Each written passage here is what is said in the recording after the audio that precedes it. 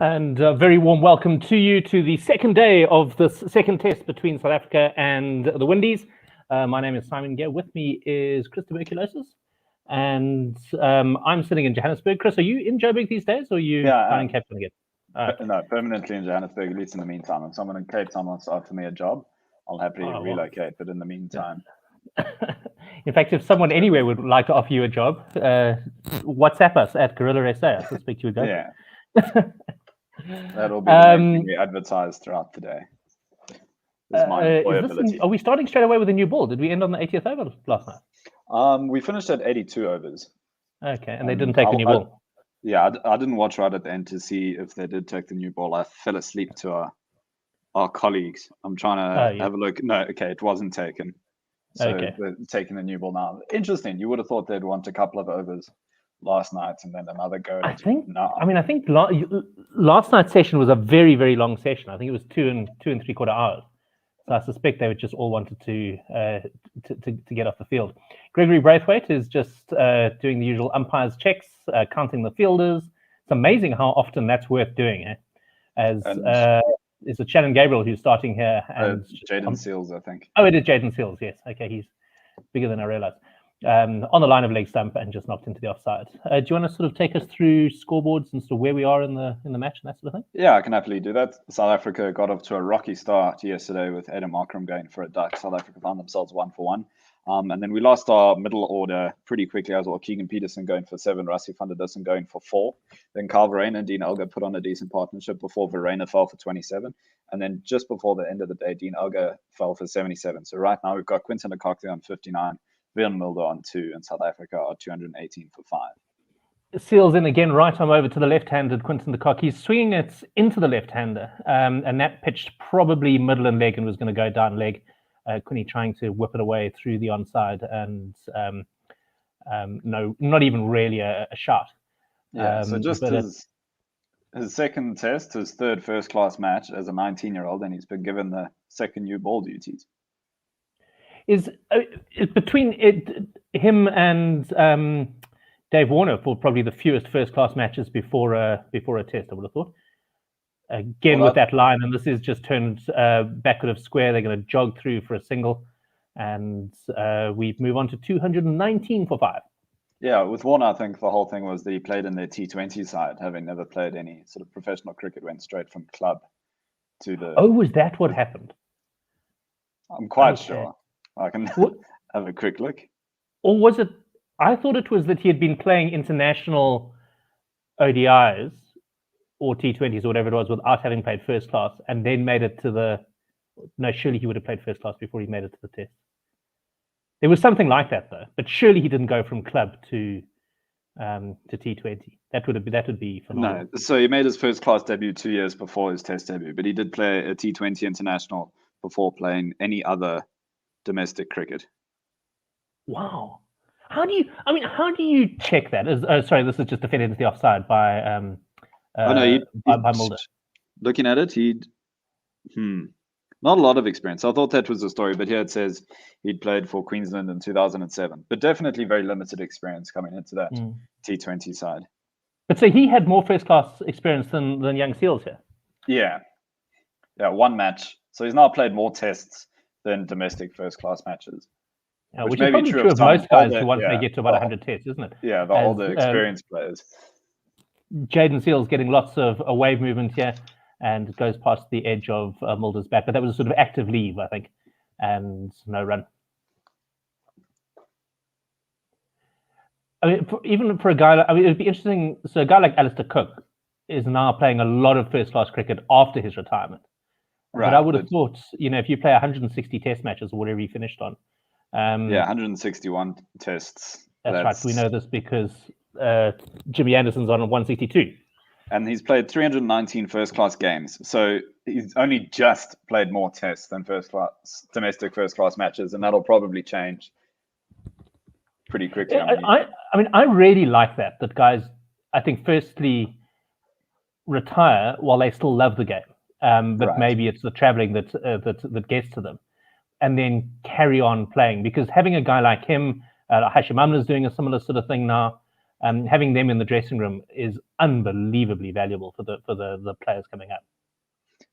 Yeah, and I feel like there's less pressure. Sometimes if you're feeling out of form at the top level, I think you can almost feel like you're being selected based on your name, and you don't want to put that pressure on selectors or on yourself, but you still know that you're a good cricketer and you're enjoying it. And I mean, we've seen that with Hashim now. He's scoring runs for fun in county cricket. I mean, do you think it would be a mistake for a guy like that to come back and shore up a team that's not doing particularly well? Admittedly, this team's looked a lot better in the last 2 weeks than it has in the previous 2.5 years. I think we need to see this as the watershed moment and just sort of start with a fresh team. We've got Dean Elgar there. We've got Temba Bavuma in the setup who can be those guiding roles. But I think it's time to get the youngsters in permanently. First ball of Holder's over. He drops it short, and Quinton de Kock just ever so easily rocks back and slaps it forward of square through the onside. That goes away for 4. That takes South Africa to 223 for 5. De Kock to 64. Mulder is there on 2. And a decent start for South Africa. Guys have looked very, very comfortable. Yeah. I mean, Quinton de Kock doesn't care if it's a new ball or not. He's happy to take the attack to the bowlers. And we've seen that. Let's keep as this goes past the outside edge. I'm not convinced that was an active leave as Mulder did earlier. He does actually now play act the leave. He played the forward defensive to that, and it went past the outside edge through to the keeper. No run. Do you keep an eye out for any news on what time lunch is going to be, so that we can then organize our various shift changes and that sort of thing as well? Will help a whole bunch. You'd imagine they'd follow a similar policy to yesterday, because near identical sort of rain at the beginning, but not during the day. Yeah, yesterday landed up being very, very odd. Well, firstly, we got the entirely the wrong times. Okay, I do have session times. It's going to be 2 hours from when it started. So we're just going to go until what would be 6:30. Oh, okay, perfect. Okay, so we'll put something to that effect on the on our various social media, so that the guys know when to come on and off. Holder in again. He's right arm over to the left-handed Quinton de Kock, straying down the onside, and Quinton doesn't really get much of it. It's just going to trickle away to fine leg, and they walk through for a single, really. And he goes to 65 now. South Africa 224 for 5. So Quinton de Kock obviously very much got himself in yesterday. You wonder how much of that does carry over overnight, whether he still feels like he can go from where he left off. Yeah, I never know. Who was it? There was somebody it was someone major, someone like Jacques Callis, I think, had an average of something like 10 when he was on 100 overnight. I mean, I don't know if that's something you'll be able to dig up, but I'm pretty sure it was Jacques Callis. He was a very, very poor starter the next morning. There's also just the general pattern of batsmen losing their wickets in those 10 runs after getting 100. Batsmen are far more likely to be out between 100 and 110 than they are to be out between 90 and 99. I read something about this today, actually, in a completely different sphere. That people are much more likely to die on and around their birthdays. Now, the obvious one is that 21-year-olds going and getting pissed drunk and crashing into trees and stuff. Whereas Mulder here tries to turn it onto the onside, fools the cameraman who goes to the onside, but it takes on the leading edge, and that really could have gone anywhere. Anyway, that's the end of the over, 224 for 5. But yeah, you're much more likely to die on your birthday or in the 24 to 48 hours after it. And they've found that a lot of those people are terminally ill people who hold on to the sort of next significant date. So, I mean, you hear so many stories of the father of the bride sort of just lasting until the wedding and then passing away, and and those sort of things. But I mean, I'm not saying it's quite the same thing, but clearly one relaxes once you get to that number that you're focusing on. And it would actually be interesting. I mean, that would be a real mark, I bet you, of the true great players of the game, is their averages after 100. Yeah, I think I'll double check. I feel like I've looked at it before, and Shiv Chanderpaul has the highest. but I can easily get that stat again. And I know Virat Kohli a few years ago realized that he was often getting out just after getting 100 and started making a point of making big hundreds, not just hundreds. It's certainly it's the difference between a completely dominant team and a team that's sort of there or thereabouts is the ability of someone in the team to get even up to 130, 140 makes a big difference beyond just 105. As Seals comes in again and swings it again into the left-hander, but Quinton de Kock's finding it quite easy to pick up that leg stump line and flicks it away, and they just jog through for a single. It's been quite a quiet start. It was slow going yesterday. I think what was the average for the day was about 2.4. And I suspect South Africa would like to get going a little bit more today, particularly as long as these two are in.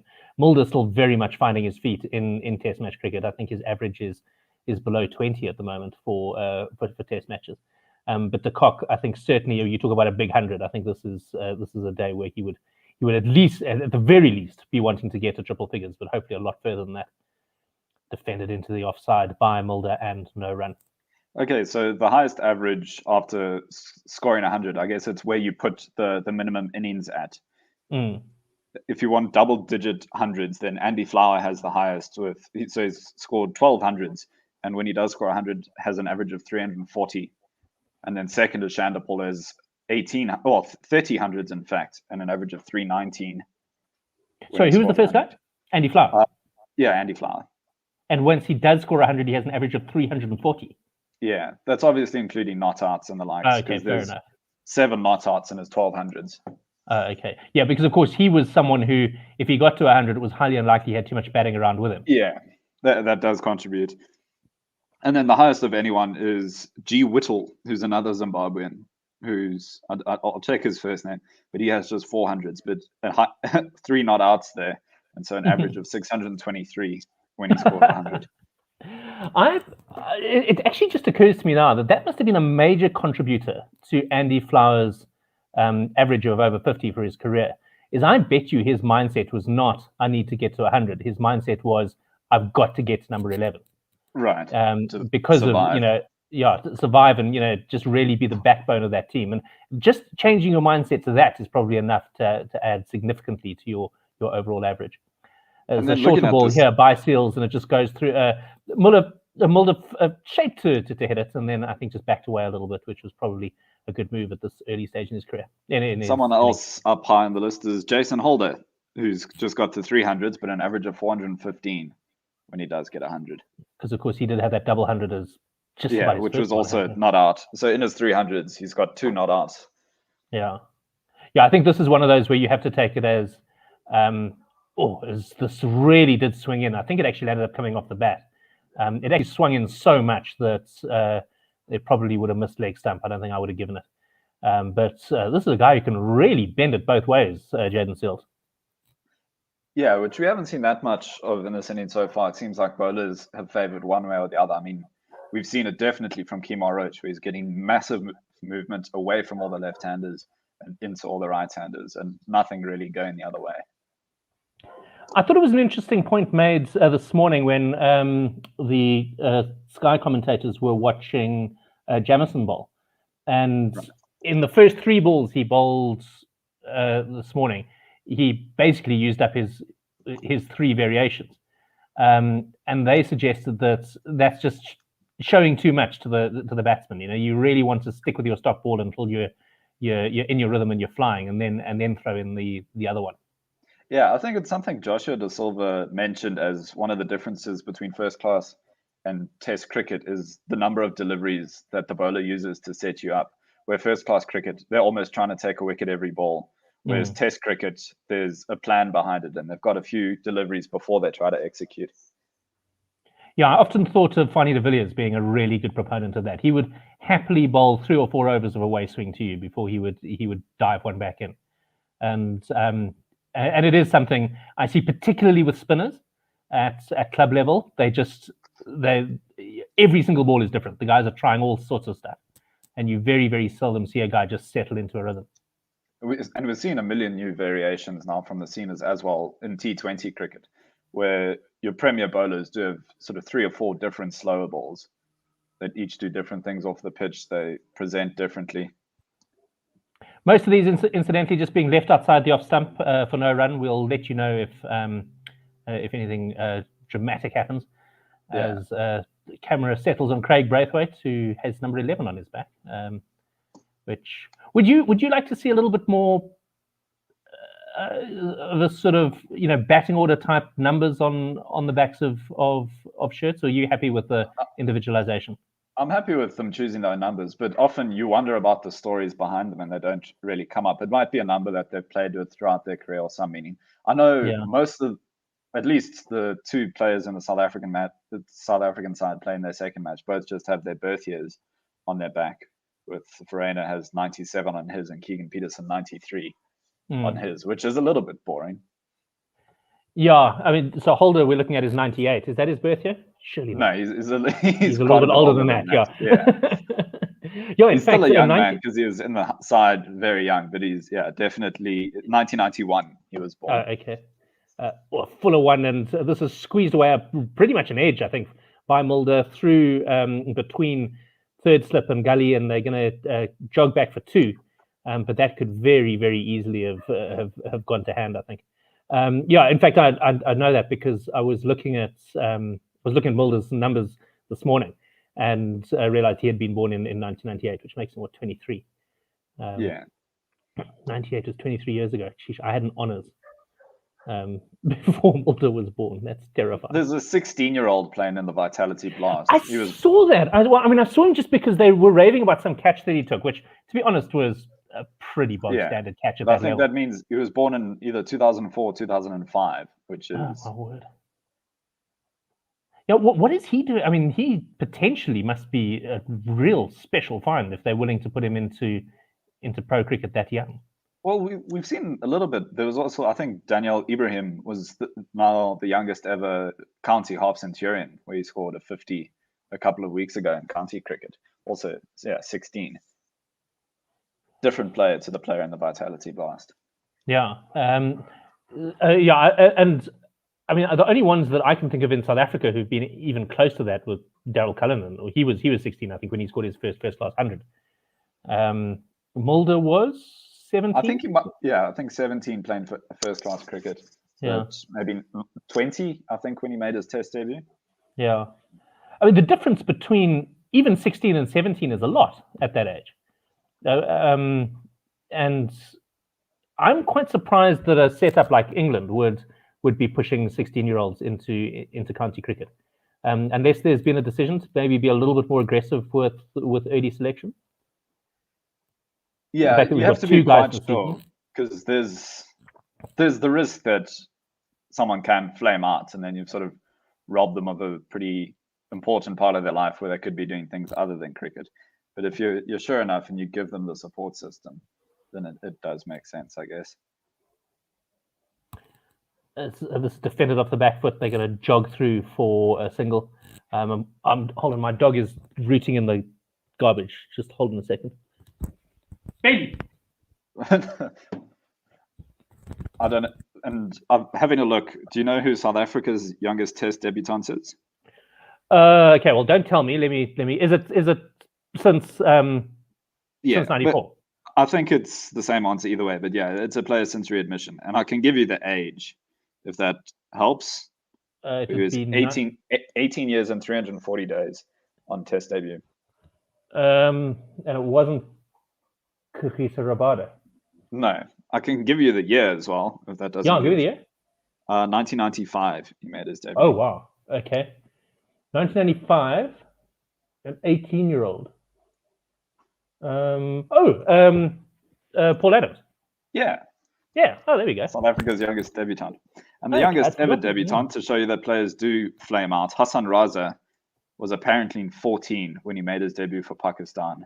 Yeah, but we know that that part of the world, Pakistan, Afghanistan, have very, very interesting ways of calculating age. I think you basically don't even turn one until you can walk and talk. As this is played off the back foot, really, really nice shot by Mulder. That's going to give him a bit of confidence, I think, as he just plays through the line of a ball that was short outside the off stump. That goes away for 4. He goes to 8. De Kock is there on 66, and South Africa 233 for 5 now. Yeah, I think I've mentioned it a couple of times on air, but Yunus Khan came out after he retired and said, "Oh no, my birth year is actually 2 years before what it says officially." I wonder why he doesn't come out and say it while he's playing, like with the first time that people start questioning it. I mean, once you've gone past age group level, age is a slight curiosity, but it's not anything that, unless they're worried that they're going to be forcibly retired at 34. That could be it as well, yeah. Where it does come into selection decisions all the way through. Yeah. Seal's wearing a big bulky wristwatch on his left wrist. That's quite possibly got to be the flashiest wristwatch ever to make its appearance on a test match pitch. I'm surprised that he's allowed to wear that. I mean, we were told to take off our black Seiko digital watches, as 10-year-olds. I think that was actually so they didn't get broken. But I mean, I think it's an etiquette thing as well. But I don't think it's against the laws, although I think batsmen can request that they remove it. But if it's not putting him off, either of the batsmen, then it seems fine. I think the lesson was learned when was it Curtly Ambrose or Courtney Walsh was asked it would have been Ambrose. Yeah, Curtly Ambrose. Yeah, he one had of the Australians, might have been Ian Healy, but definitely one of the Australian batsmen asked him to take off his wristbands. Yeah, and I mean, if there's one man in the world you don't irritate, it's Curtly Ambrose at the top of his runner. So maybe the lesson is just you mind your own business down the batting end, unless it is genuinely causing you grief. I suppose it's one of those things that he doesn't notice it until someone points it out to him, and then probably can't tear his eyes away from it. Having a look, it was Dean Jones rather than Ian Healy, but Dean Jones. This is defended, and that's the end of that over. Seals 1 for 35 off his 16. He's been a real find for the West Indies. This guy, you can't really call him a kid once he's already playing Test match cricket. I don't think. And I really hope that he stays injury free and he becomes a part of the West Indian engine room in the coming years, because you just get the sense that West Indies cricket, well, I won't say just gets the sense. I mean, in the last 4 or 5 years, they've been turning around again after a dreadful 15 years. And it's really good to have them back and strong. I mean, we also saw Alzari Joseph make his test debut at 19 for the West Indies about 5 years ago. And now he's still in the squad, but definitely doesn't seem like an integral part of the bowling lineup. He seems to have fallen to the wayside a little bit. Yeah, I mean, I'm surprised that they didn't give him a game or two just hanging around the squad. Maybe they did. Maybe we didn't see them. As this first ball to De Kock is just tucked away again. I think all of De Kock's runs this morning have come from that exact shot, just tucked off his hips or flicked off his pads, and that goes away for 4. He goes to 70, moves into another decade, and the score through 2, which I've now lost, 237 for 5.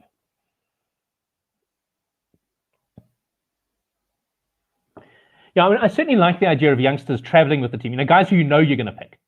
Right. I think South Africa does that very, very well. There's almost always a couple of lighties who hang out. Oh, is this one leaps off a length? And De Kock does very, very well to just guide it down to the gully area. He had to really react off the pitch there. And Mulder comes to do a bit of gardening. Not that ever makes the slightest bit of difference, I don't think. Yeah, there's definitely been a few players who've gone on South African tours and never managed to actually step on the field. I know that happened to Kaya Zondo 2 tours in a row. And then Sean van Berg was one of our spin options the last time we toured Sri Lanka, and he just carried drinks all the way through, and I don't think has been included in a squad subsequently. Yeah, no, it's different to being taken and not used.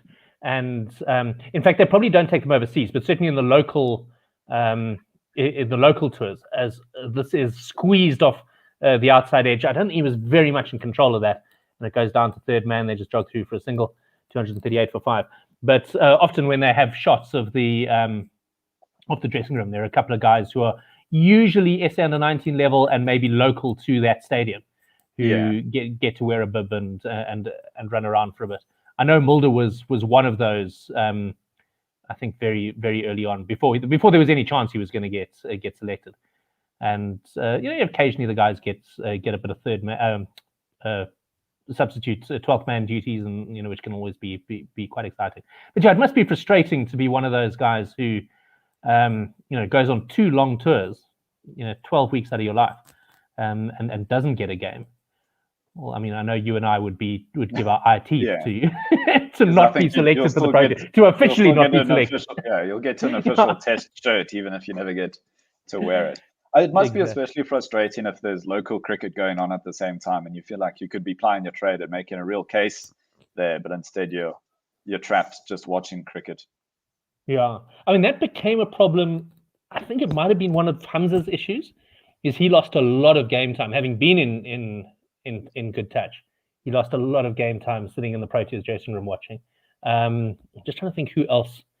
Tami Tolekile, I think probably also pretty much ended his career the way he was left on tenterhooks by the Proteas, but that's a sort of separate issue, which is now, I think, going to make an amazing book at some point if everyone is willing to actually speak honestly about that. Defended into the offside and no run. Because I'm absolutely certain that his getting involved with match fixing later on in his career was as a direct result of feeling disenfranchised by being an understudy who really never had a chance as long as Boucher was in the mix. Yeah, I guess that's a difficult one where you need a backup wicketkeeper on a tour, but if nothing happens to the first choice wicketkeeper, then you're not going to get a game. Yeah, and I think these days that's less and less of an issue, where just about every team has a guy who can, at least shake a stick at wicket keeping. In our case, we've had 2 keepers in the squad for years, with AB and de Kock both are there, and then ultimately, a guy like Verena coming in as well. Yeah, a little bit of a gap where you end up having players like Dane Vilas, who got a couple of tests for South Africa. I remember him playing. I remember him fielding in Australia. He ran Callum Ferguson out when Callum Ferguson was on debut, but I don't know if Dane Vilas did actually get a game there. I think he was just 12th man. I seem to remember, was he just one of those guys, the name you always recognized? He played 6 tests, but I'll check exactly when that were, whether one of those was, because he wasn't a wicketkeeper in the match that I'm thinking of. So I doubt. Where is he? He's in county cricket now, isn't he? Yeah, he has been. He's been playing for Lancashire. Kimo Roach joins the attack. He's going to come right arm around the wickets to Quinton de Kock, who now plays it into the offsides. And Quinton's first real shot into the offside in anger. He's had a couple of squeaky ones, but that's one that he plays reasonably confidently, and they come through for a single. So let's see if Kimo Roach sticks around the wicket. I'm sure he'll come over to Mulder. Quinton's not looking hell of a happy with life, but I think that might just be his sort of resting worried face. Right. He's faffing with his gloves a little bit, and often looks like he's having a moan at Vion. Who knows? So indeed, Kimo Roach is going to come right arm around the wicket and angles it in to Mulder, who just plays it very solidly back down the pitch, fielded by mid-on, and no run. 239 for 5 at the moment. I'm going to quickly message the rest of the team to let them know when they need to be on. Right. This one, just at the wickets of Ern, Mulder defended up the crease, trying to have a look at how these two have fared in partnerships previously. This is just their 3rd partnership together. They average 52 when they bat together. That's including this innings so far. That's not terrible at all. I mean, for considering that that Mulder's average is under 20 and generally is one of these guys who hasn't really got going. That's decent. Yeah, his only better partnerships, Quinton de Kock, one with Dane Pete, where they scored 82, and then he's got an average of 57 with Stephen Cook and 54 with Aidan Markram. But not in tests. If you want to comment on that. Oh, he gets an edge this time though, and Yeah. it just rolls off the outside edge of his bat, and he had played a forward defensive, and I think the ball just left him slightly, and a fairly standard rolling catch behind the wicket. So Silva takes that catch and South Africa lose another one. They're going to be 6 down. You want to take us through the numbers? That's Vian Mulder, who's been dismissed, in case we didn't mention that. Oh yes, sorry, my apologies. Managed to get 8 off 39 in the end. 8 off 39. The score is 239 for 6, and the there's a partnership of 36. 36. Yeah, 36 runs. Obviously, the majority of those coming off the bats of Quinton de Kock. And yeah, I think he'll be. If we manage to get this innings to last a little bit longer, there's still a chance that we can crack at least the top 10 most extras in an innings. Extras at the moment sitting on 44. The world record is 76 extras in an innings. Yeah, I mean, it's our third highest scoring batsman. Oh my goodness, that is appalling. What have they mostly been? A lot of leg buys and wides, where there's 20 leg buys, 12 wides, 9 regular buys, where it was a lot of Shannon Gabriel struggling to keep his line when it was windy. We had a wind of 27 kilometers an hour with gusts of even higher, just coming across the pitch, and lots of stuff going down leg just outside the reach of Joshua De Silva. And actually, if you look at the tight line that they were bowling to Quinton de Kock, I didn't watch a hell of a lot of it last night. But if you look at the line they were bowling to Quinton de Kock, I mean, that was definitely leg by territory. That sort of tight in on middle and leg the whole time. So I imagine if they were bowling a lot of that yesterday, were there any left-handers? Dean Elgar left-hander, I think. Yes, he is. I can't even remember. Yes, yeah. There are 2 lefties, so maybe that was what was happening, peppering the thigh pads. As another really, really good ball by Kimo Roach, first up to Keshav Maharaj, and squares him up a little bit, goes past the outside edge. It was Maharaj just wasn't good enough to nick that, I'm afraid. It's a stat that I want to dig into deep at some stage. It's post-isolation. South Africa have only had 6 players whose first names start with K, 4 of whom are playing in this match. Oh yes, I heard you chatting about it last night. Yeah, with Ken. And the fact is, all our pre-isolation players whose names start with K, all their names were Ken, or Kenneth, obviously. Because I was going to guess Kevin McKenzie, but then of course I don't think he ever played Test match cricket. He played the unofficial Test. Yeah. Who were they? Anyone I recognize? Well, Colin Bland. His real name is Ken Bland or Kenneth Bland. I think that's a stretch straight away, but yeah, okay. And then Ken Viljoen. Okay, I don't know who he was. Ken Walter and Ken Funston.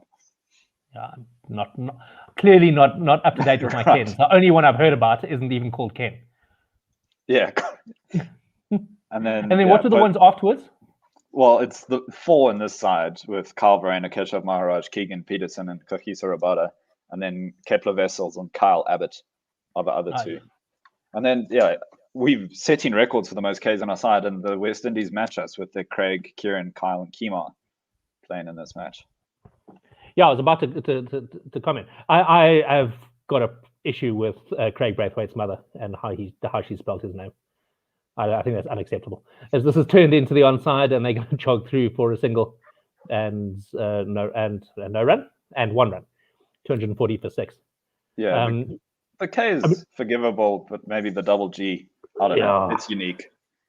There's nothing worse than forcing your child to have to spell their name, everywhere that they go. And when we called my daughter Amy, my wife said, well, how are we going to spell it? And I was very, very adamant that anything other than AMY is just more hassles than it's worth. Yeah, my sister's a Catherine, and it's a recognized spelling of Catherine, but not the most common one, where it's Kathryn. So she's with a K. Yeah, and with a Y instead of the ERINE, it's RYN. Ah, yes, okay. Which I think is the Irish spelling, but not tiptoeing along the edge of unacceptability there as well. I would say that Catherine with a K is the default in my head anyway. Certainly, once you shorten it to Kate, it's always with a K, isn't it? Although weirdly, my daughter has a friend called Kate, and for whatever reason, I've always spelled it with a C in my head. Although I've never asked her how to spell it, haven't yet had to write her name down. I must actually find out. This is defended into the offside. So Maharaj has now survived 3 balls, but not looking. When I say defended off into the offside, it was squeezed away into the offside. Shannon Gabriel is the bowler. So he comes muscling in. Must have some of the biggest biceps in the current fast bowling pantheon. Yeah, we were talking about that often fast bowlers, it's leaner, more sinewy guys. And the only really big fast bowlers I can think of, Shah Bakhtar definitely spent a fair bit of time in the gym, but often the fastest bowlers are slightly leaner. But Akhtar still looked live though. Right. I mean, if you saw him in the street, you would know that he was a professional athlete, but you wouldn't think he was a gym bunny. I'm just aware of particularly, and I'm going to struggle to remember both of their names, but big English fast bowler from Chris Tremlett. Yes, Chris Tremlett, who's got huge since he quit. As again, this is squeezed off the outside. There's a quick pick up at point, and they have a bit of a shy, but he was only throwing at one stump, and Powell takes it. And they go through for a single. Mitchell,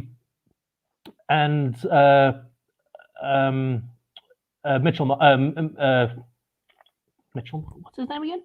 Mitchell Marsh is the Australian all-rounder. No. What's Mitchell's first name, man? The big scary guy with the dark hair. Mitchell Johnson. Johnson. There you go. Yeah, of course. I got as far as Mitchell. I couldn't remember. But I remember him when he had been retired about 6 months. Talking about how much he was enjoying being able to gym for the look rather than for, and so really putting on, all the bicep curls and all the things that the ladies love. There was definitely a time where Mackay Antini was massive. While he was playing? After he retired a couple of years ago, where his biceps were twice the size they ever were when he was a player. I'm just aware with Mackay Antini that his hair gets weirder every single time I see him. Expressing himself, and I've seen he's definitely puts thought into his look, and he's often the best dressed presenter. It looks like everyone else has sort of been dressed by the studio, and he's put together his own outfit. Yeah, absolutely. No, he's and his shoes alone would probably win him that prize before we even look at whatever else he was wearing. I'll tell you another story about that. As Shannon Gabriel comes in right arm around the wicket and angles it in to Quinton de Kock, who just whips it away. And they able to come back for 2, because I think it's Craig Braithwaite who's fielding out there at mid wickets or sort of mid on, and he goes through to 75 now, and so that's 90 overs done. So 243 for 6 after a day's worth of cricket is a little bit slow by modern standards, although it is 2.7 runs per over, and I always thought, certainly through the 90s, the 2.7 every single time I looked at a Test match run rate, it always seemed to be 2.7. Right. I was walking in Cresta a couple of years back, and I was walking behind the guy, and I thought, this has got to be one of the best dressed blokes I've ever seen in my life. He just, his clothes were impeccable, and razor sharp edges and all of that sort of stuff, and he carried himself so well. He turned around, it was Brian Abana, which surprised me. He was definitely a very well-built man as well. Yeah. With very wide shoulders. Yeah. But he filled a suit so well. And, I was surprised because often those guys are just so bulky. But he just looked so suave with it as well. As Kim Oroch comes in again squaring up Maharaj, Keshav is not looking comfortable here at all. And he's at his best when he actually just comes in and swings the willow a little bit, I think. I think so too. I've got stats for you which back up what you were saying. I've got the run rate per year every year. So 2021, a bit more than 2.7 is the average run rate of the year. It's 3.06.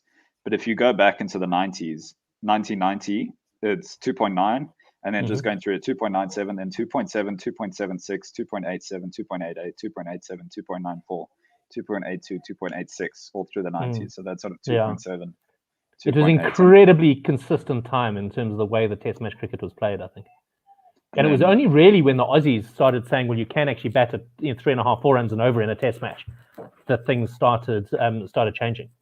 So test run rates peaked in 2005. 3.38 is the highest runs per over we've seen in any year. Sorry, how many? In what year? 2005.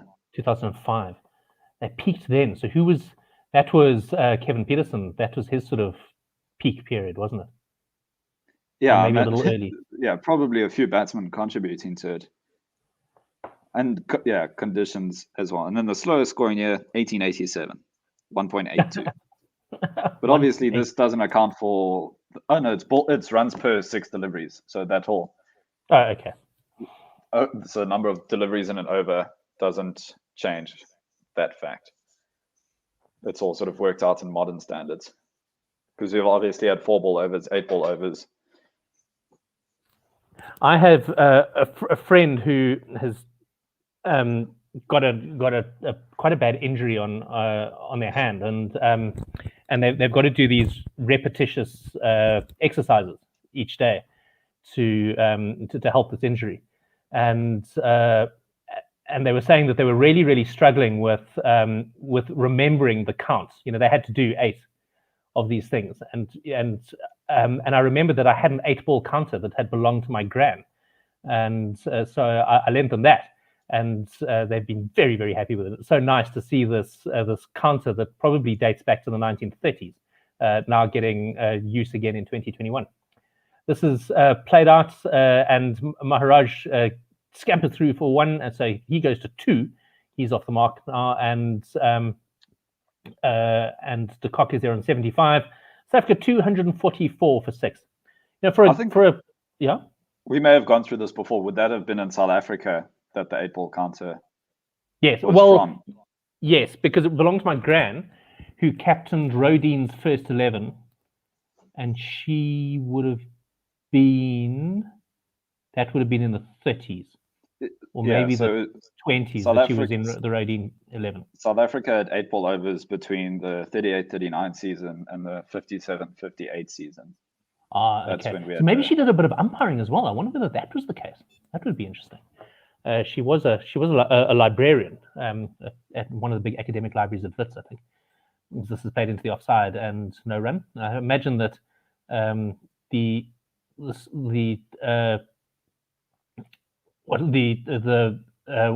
personality overlap between umpires and librarians is probably quite strong. So did they play 6-ball overs before the 30s? I'd sort of vaguely assumed it was 8-ball overs from the start of cricket until the 50s. It's moved all around, and it depends country on country. But if we just go South Africa, it started with 4-ball overs, then 5-ball overs, then 6-ball overs, then 8-ball overs, and then back to 6-ball overs. I've played, as this goes straight through Maharaj. I mean, again, just not good enough to get an edge to it, and Silver took it going to his left there. I've played 5-ball over cricket in last man stands, and I've umpired 8-ball over cricket. I'm trying to remember where it was. I think it was in a competition called the T10 that is organized by Wanderers each year. In fact, I wouldn't have been umpiring. I think I was scoring that. But having tried both of those, there is no doubt in my mind that 6-ball overs is better. Right. Although it could be, I mean, it was standardized eventually, I think, in 1980 or so, just across the world. But you let home countries sort of choose the ball that they want, set their pitches up in the way they want. I think there's an interesting factor if you let home countries choose how many deliveries per over, and that changes around the world.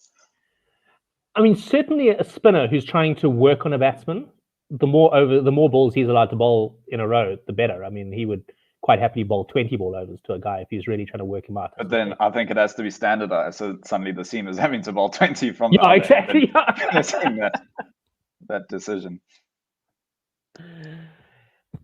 Yeah, I think most fast bowlers would probably, having given 6 really strong balls, would be happy to drift off to third man again. I think if you see Gabriel now coming in for the 4th ball of his over, and huge big slash by Maharaj, who if he was as good a batsman as Aiden Markram might have slapped it to backward point, but that was about as I mean, he missed it by miles, to be honest.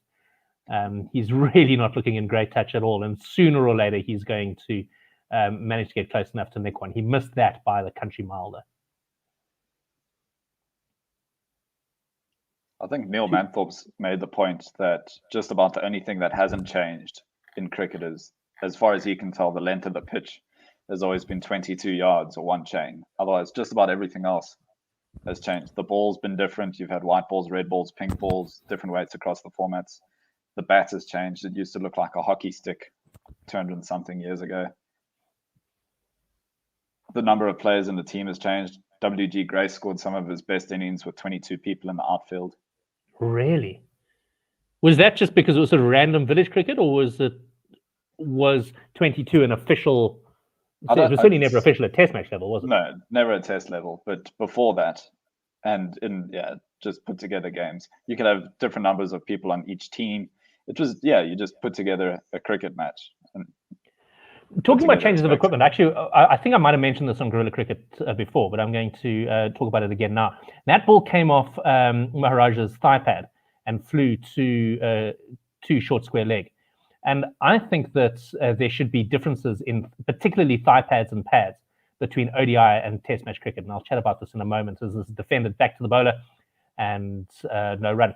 So it bounced off the thigh pad and flew very, very easily to short square leg, who was quite a long way from the bat. And I think that technology exists now that you could put very deadening material that still gave you protection on your thigh pad and probably on your bats as well, so that when you're facing spinners and the guys around the bat, if it hits your pad, it just dies straight into the into the turf. Yeah. Whereas in ODIs, you want it to fly as far as possible. So then you make thigh pads out of something like a sort of hollow metal, rebounder or something like that. That if it comes off your thigh pad, it's going to fly halfway to third man. I'm amazed that more thought hasn't gone into that. This is slashed away by Quinton de Kock, and it's going to go all the way down to the boundary for 79 now to him, 248 for 6. But you don't want it to be so good that batsmen start trying to play it with their hips rather than with the bat. It's just like I think it does have the fight. I mean, the arrogance of all batsmen is that they're going to want it to come off, come to their score.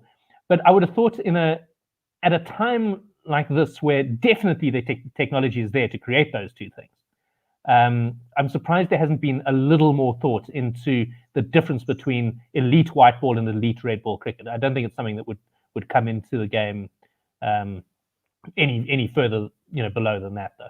That reminds me of something else, which I could be wrong about, but it seems like you could have the second strongest opinion of any of our commentators behind Waheed. But there's talks of bamboo bats being very effective in cricket, and obviously a lot more sustainable and easily grown than willow bats. What would you think of someone having a bamboo cricket bat? I've got no problem in principle. It's defended into the onside and no run. Bats have changed so much now from where they were even 15 years ago, even 10 years ago. I mean, bats are just so completely different. And you only have to go and look.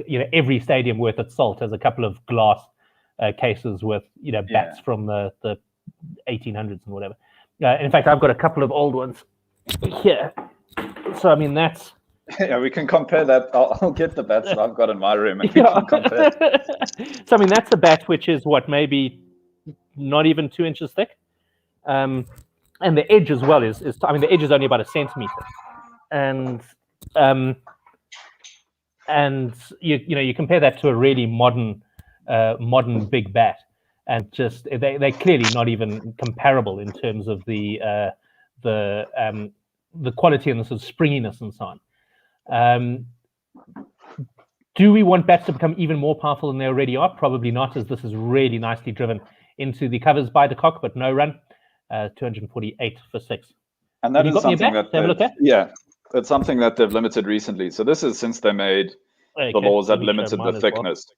So mine's still regulation, because there was a brief period where David Warner had a bat about twice as thick as this.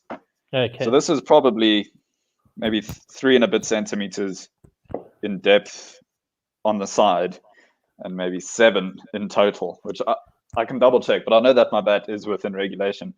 And there's a picture of Barry Richards, I think, holding his old bat next to David Warner's bat before they brought in the new bat regulations. And it was an entirely different sport where it was almost as thick as it was wide, David Warner's bat. Does the regulations or the laws, they don't define, they just say it has to be wood, don't they? I don't think they say that it has. But that's one of the things that they would have to change for bamboo, because apparently bamboo is a grass rather than... It is a grass. But does the definition of wood in the laws, it's not just vegetative material, or have they actually thought about that a bit? I think it says, wood, to sort of stop. Someone came out with a metal bat, one of the Australians, I think in the 90s or so. Was it Dennis Lilly might have had? Yes. One, which would be a bit earlier than that then. Came out with a metal bat and said, you have to make some rules. There's an appeal for LBW here from Shannon Gabriel as he hits Keshav Maharaj. We'll see if they review it. Doesn't look like he's as interested as he was when he appealed for it, and they're probably going to let the time around. Not last minute review from Craig Brathwaite. Excited to see I think that would have been worth a review, to be honest. I think it was definitely angling into the right-handed batsman. I guess we don't have the benefits of audio, or at least I don't, so I couldn't hear if there were two noises or anything there. Yeah, I gave Watching the slow motion, it was a good in-swinging delivery, seemed up a little bit, and then, I don't think there's an inside edge. There's a chance it's going down leg. If anything, there might be umpire's call, but we'll have to see Snicko, because it's very close to that inside edge, but you can't tell from the slow motion whether he's hit it or not. As we see it pass Keshav If the umpire has picked up an inside edge there, that's very good umpiring. There's no spike on the Snicko as it passes the bat, so we're going to have to go to ball tracking at some stage. And either this is hitting leg or it's going to be umpire's call. I don't think it's going to be missing leg entirely. It pitches outside, impact in line, and umpire's call is the decision, as just a little bit of the ball is hitting that leg stump or predicted to, but not enough to overturn that decision. So the West Indies really was angling in, and I think that's a good decision by the umpire.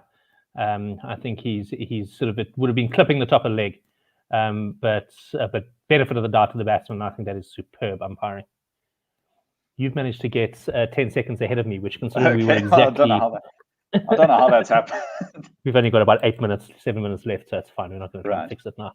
I was actually trying to look in the laws about the size of the bat, or what the bat's made out of anyway. So if you want to do a bit of ball by ball while I find this quickly, 147. So after that review, obviously the West Indies retain theirs. Each of the sides have used one review and lost it. So there's 2 reviews remaining. Shannon Gabriel's continuing right arm over into the right-hander Keshav Maharaj. This one just goes down leg, picked up by Joshua De Silva. One of those deliveries we often talk about that would be a wide in the one-day game, but here is a dot delivery. 143 kilometers an hour there from Shannon Gabriel. He's getting a good bit of pace. Okay, so the handle can have cane in it, and cane and bamboo are essentially the same thing. It can be no materials other than cane, wood, or twine are restricted to 1/10. Okay, so it's mostly cane, wood, and twine, and then some handles I think have a little bit of rubber sort of embedded into them as well, but it's got to be less than 10% of the total volume of the handle. And then the blade of the bat, if you want to just... Gabriel, and again, this one very similar to the previous delivery, just strained down leg, and it's left alone. A little bit slow, but still pretty quick at 137 kilometers an hour.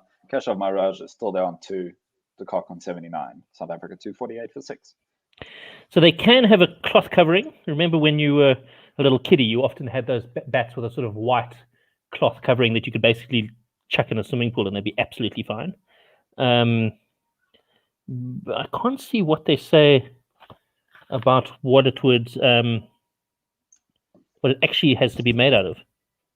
Maybe I missed it somewhere. That's just when people were talking about bamboo bats, I read that was one of the things that might be an issue.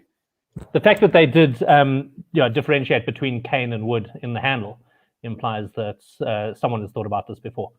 I mean, I'm assuming that the willow that bats are made out of these days is commercially planted. It's not.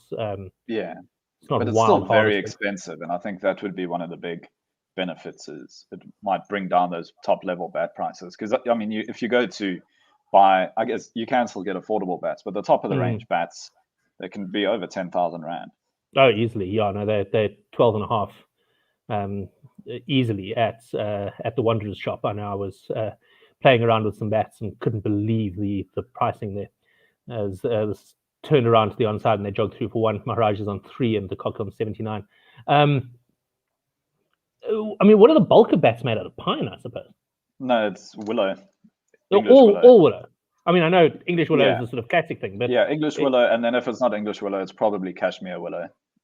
Oh, I guess it's always willow. Yeah, I don't think that. I think that's more by convention and the fact that it's the wood that works best rather than it being any stated law. Yeah, but surely they by now they would have tried other woods to see what the best option is. And I think that's part of why willow has stood the test of time, as it were. Okay, so how's your Sunday school, Chris? Shannon Gabriel has got Phil for chapter 4, verse 13. I'm not even sure I know which book Phil is. Was there all of those? What are you talking about? Matthew, Shannon Mark, Gabriel? Luke, John, and Phil. Sorry. He's got it on his bootstrap. On his. Sorry, I wasn't making it clear there. I keep on forgetting that people. I'll tell you, coincidentally, he's bowled 14 overs and 4 deliveries, which is the other way around, 4-14, and that's what I thought you were talking about. But then you're talking about the Bible at the same time. Rather confusing. The penultimate delivery of his 15th over, he's coming into Quinton McCock right arm around the wicket into the left-hander. Is driven to the mid-on region, but the man at mid-off sprints around and gets there first, and it's stopped, and they go through for a single. So Keshav Maharaj will face the Philippines. Delivery. That's also 250 up for South Africa, 250 for 6 after 93.5, and now it's Bible time. Yeah, Philippians chapter 4, verse 13, from that famous apostle Philip. He says, "You're going to say that famous book." That famous book. The Bible version 2 says, "I can do all things through Christ who strengthens me." There you go. And he's got that on at least his left foot and on his right foot. There you go. One of the more common Bible verses one does come across. Yeah, particularly in fact, I'm pretty sure we've discussed that before on Guerrilla Cricket. It's the sort of sportsman's verse that we've seen before. I think we'll probably at the end of this over, hand over to Tim and to who's he with? Otto. I think he's below the bottom of my screen. This is played into the offside, and they jog through for at least 1. They're going to turn for 2, and that's 251 for 6. That's the end of the 94th over, and we welcome Tim onto the feed. And if I can just scroll down, Otto is there as well. Always looks very, very dark in Otto's house. Hello. Hi guys. So you guys probably need to sync to yourselves. So we have, you have already. Yeah. So that's fantastic. Well done. Okay, so we'll leave you guys to it. Chris, thank you very, very much for your time as well. And, thank you. We'll chat later. Cheers. Cheers, guys. You too. Hello, Otto. Synced up. Hello, fine and you? I'm good. Synced up with Simon and Chris there. So I just saw the first delivery from Kimo Roach there. And the batsman took a single there, 253 for 6. I'll just skip along when there's a break in play until we are live.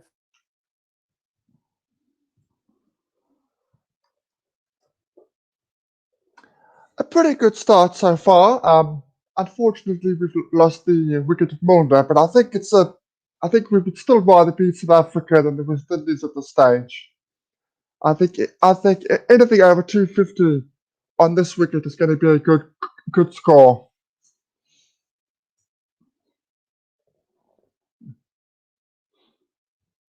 We just lost Otto there for a second, and Roach comes in and bowls to Maharaj, who gets in behind and blocks it. So we will be watching the TV from the moment. That's the 4th ball of the 20th over.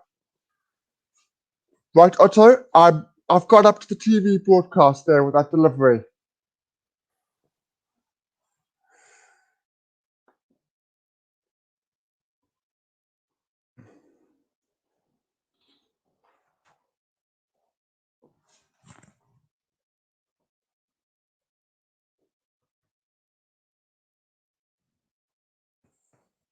And Roach comes in again. This one is driven nicely by Maharaj. Straight to the field though. No run, 253 for 6. Maharaj is 5 of 26, and Peacock is 81 of 128. And looking as solid as he was in the first test. Just 19 short for yet another 100, second of the series.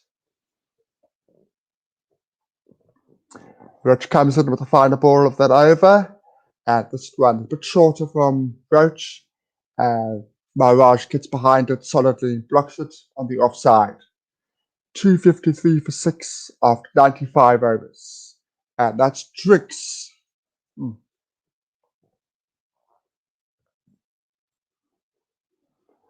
Yeah, so a pretty solid start there from South Africa. As I said earlier, they'll be a little bit disappointed that they lost the early wicket of Virat Monda, but these two have stopped any thought of any other runs falling.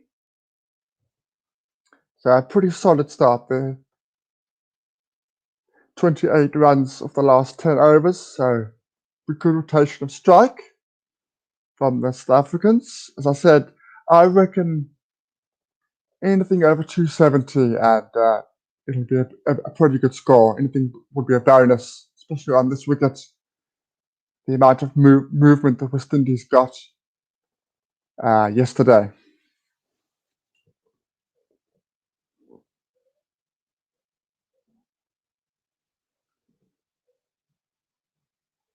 Yeah, so you've just got me until we get Otto back.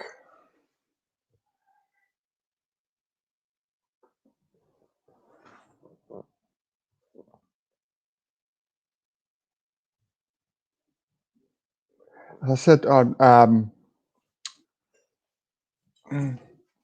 last night's broadcast, if Quinton de Kock makes 105... Hello, how's my sounding now? Much better, much better. Yeah. Okay. So much better. So I have to really... Yeah? Oh, yes. No, I've synced up to the live feed now, so I'm watching live on TV. So we're having a drinks break right now, if I'm not mistaken. Yes. I'm trying to switch my camera on. If things go south, I'll switch it back off again. Get the kids off the Wi-Fi, or follow it anyway. So 253 for 6 of 95 overs.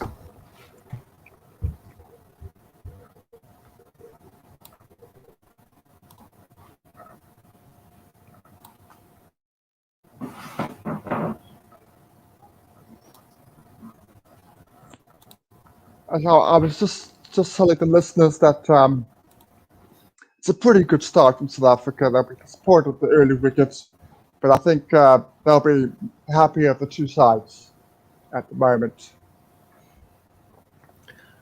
Oh, yes. It could have been much worse. And we certainly have seen South Africa fumble a bit in the middle order and the lower middle order. So not too bad. I'll be okay with the situation. If we can get to 300, that'll be great. Yes, I think that would be the ultimate target from here. Get to 300. That we really are in charge of the situation. Especially having lost the toss. Okay, I'm just going to go. I've just found a couple of tweets here. From Sean Beckett, what says, what do you guys think is a winning first inning score? Well, I think we both agreed that 300, it's difficult to say it'll be winning, but it'll be a very good score, I think. And if we judge what happened in the first test, it may well be a winning score. Do you agree, Otto?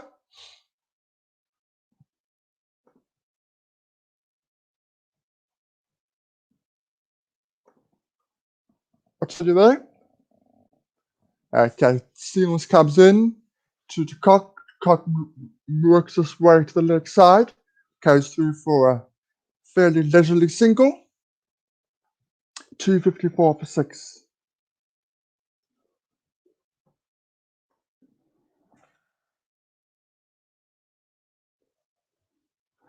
Simon.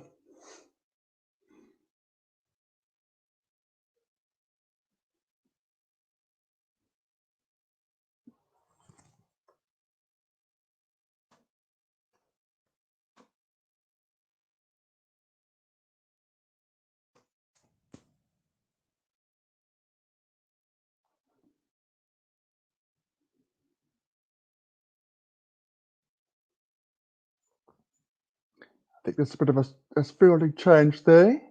And Seals comes into Maharaj and bowls a foolish ball, Yorker length, and Maharaj digs it out well and drives it to the mid-on.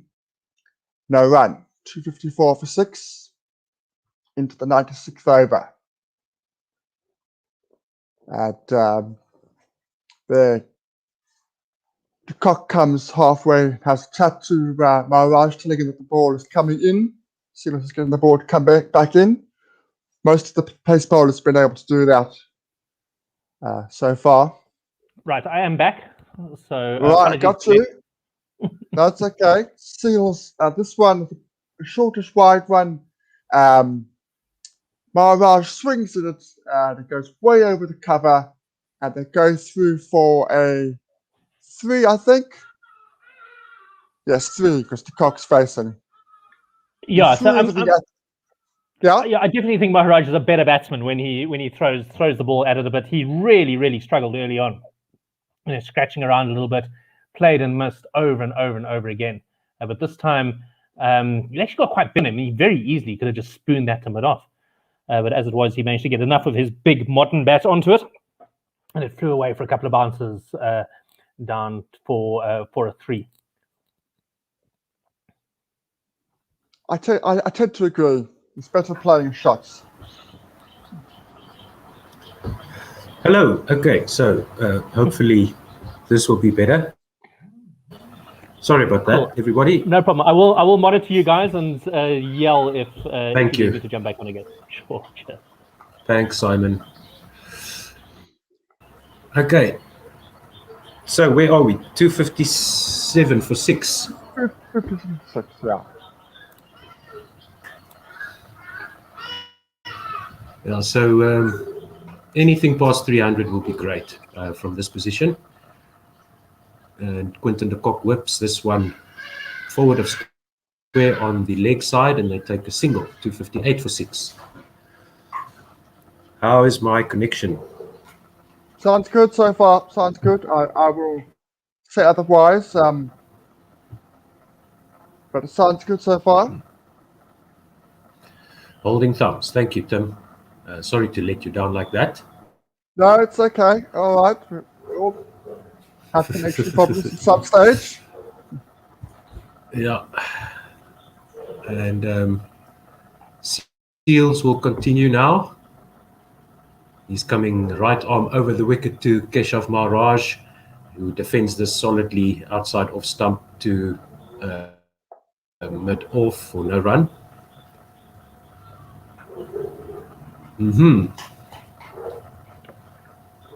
So I think that if these two can make it to lunch, we should be around to 290 almost. We might get to 280 by lunch. Yeah, 275. I would say another 20 runs. Yeah, 20, maybe 25 max. Yeah, something like that. And no more wickets. Preferably. Yeah, Vian Mulder got worked over. Yeah, Vian Mulder got worked over nicely by Kemar Roach. And we see the. Yeah. It's the new golden arm for the West Indies. Mayers is coming to Yeah, the so attack. now we see, so that was the final delivery from Seals there. Apologies for the confusion. 258 for 6. He's going to bowl his first delivery of this day. He was quite feisty last night. Well, yesterday afternoon, St. Lucia time, and really showed a bit of fight and a bit of heart there for the West Indies. He comes right arm around the wicket to Quinton de Kock, angling it in on his middle and leg stump, flicked away down to fine leg, and it's going to be collected by Kemar Roach, and the batsman will take 2. So 260 runs up for South Africa, 260 for 6.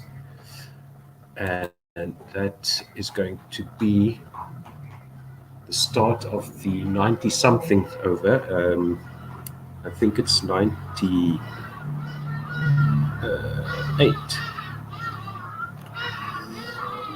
97th over. 97th over.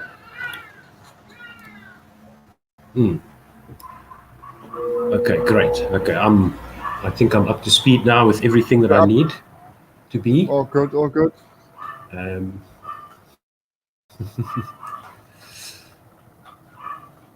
So do you think, I mean, we're not going to talk about Quinton's score, but I think he will probably have it in his mind, or it would be great for South Africa if he can make it to T, if the tail can stick around with him until T. But there's a long way to go for that to happen. Yeah. He faces Mayers again here, just to place the on drive, and it's a misfield by the man at mid-on there, and they should be able to take 2, which brings Quinton back on strike. Indeed, they do. 262 for 6. Seals was the man who misfielded that. Tried the one-handed pickup with his left hand, and fumbled it a bit at Jaden Seals there at mid-on, letting Keshav and Quinton take 2. So he owes Mayers a drink there. He comes in again, right arm around the wicket to Quinton, and this one's outside off stump, just a flat batted shot under edge into the ground, back to the bowler for no run. Quinton must Really look out for there by Seals. Quinton must look out for the one that comes back, because they know now that Mayers can swing it both ways.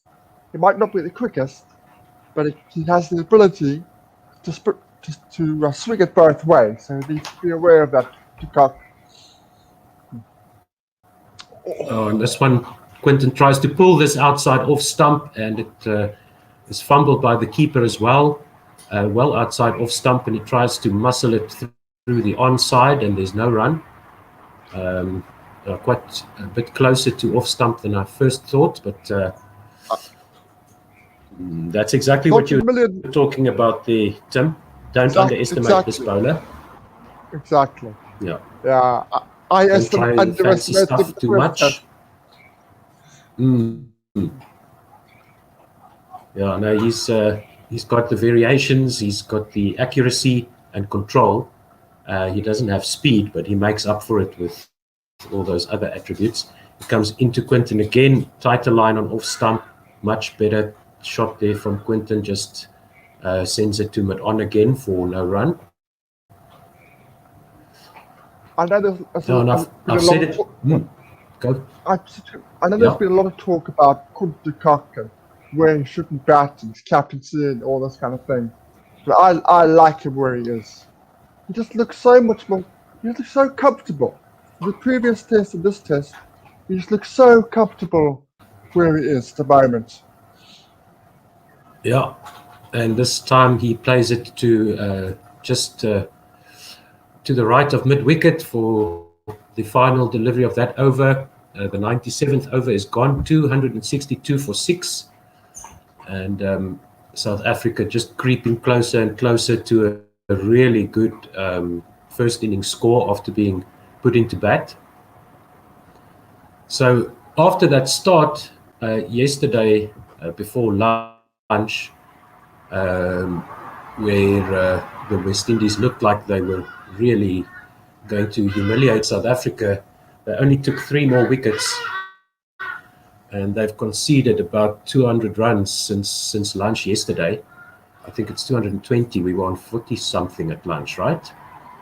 If I remember correctly. But anyway, a good fight back from South Africa after a good start from the West Indies. Roston Chase now replacing Seals.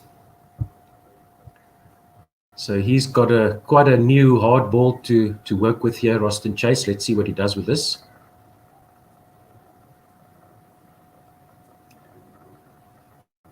He starts the 98th over.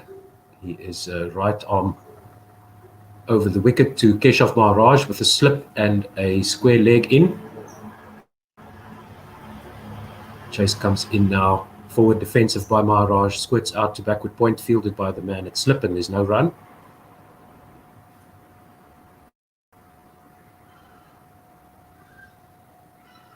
Let's see if Roston Chase can get some turn here off the wicket, some movement. He does get a little bit. Back foot drive there to point. No run. Still Maharaj facing.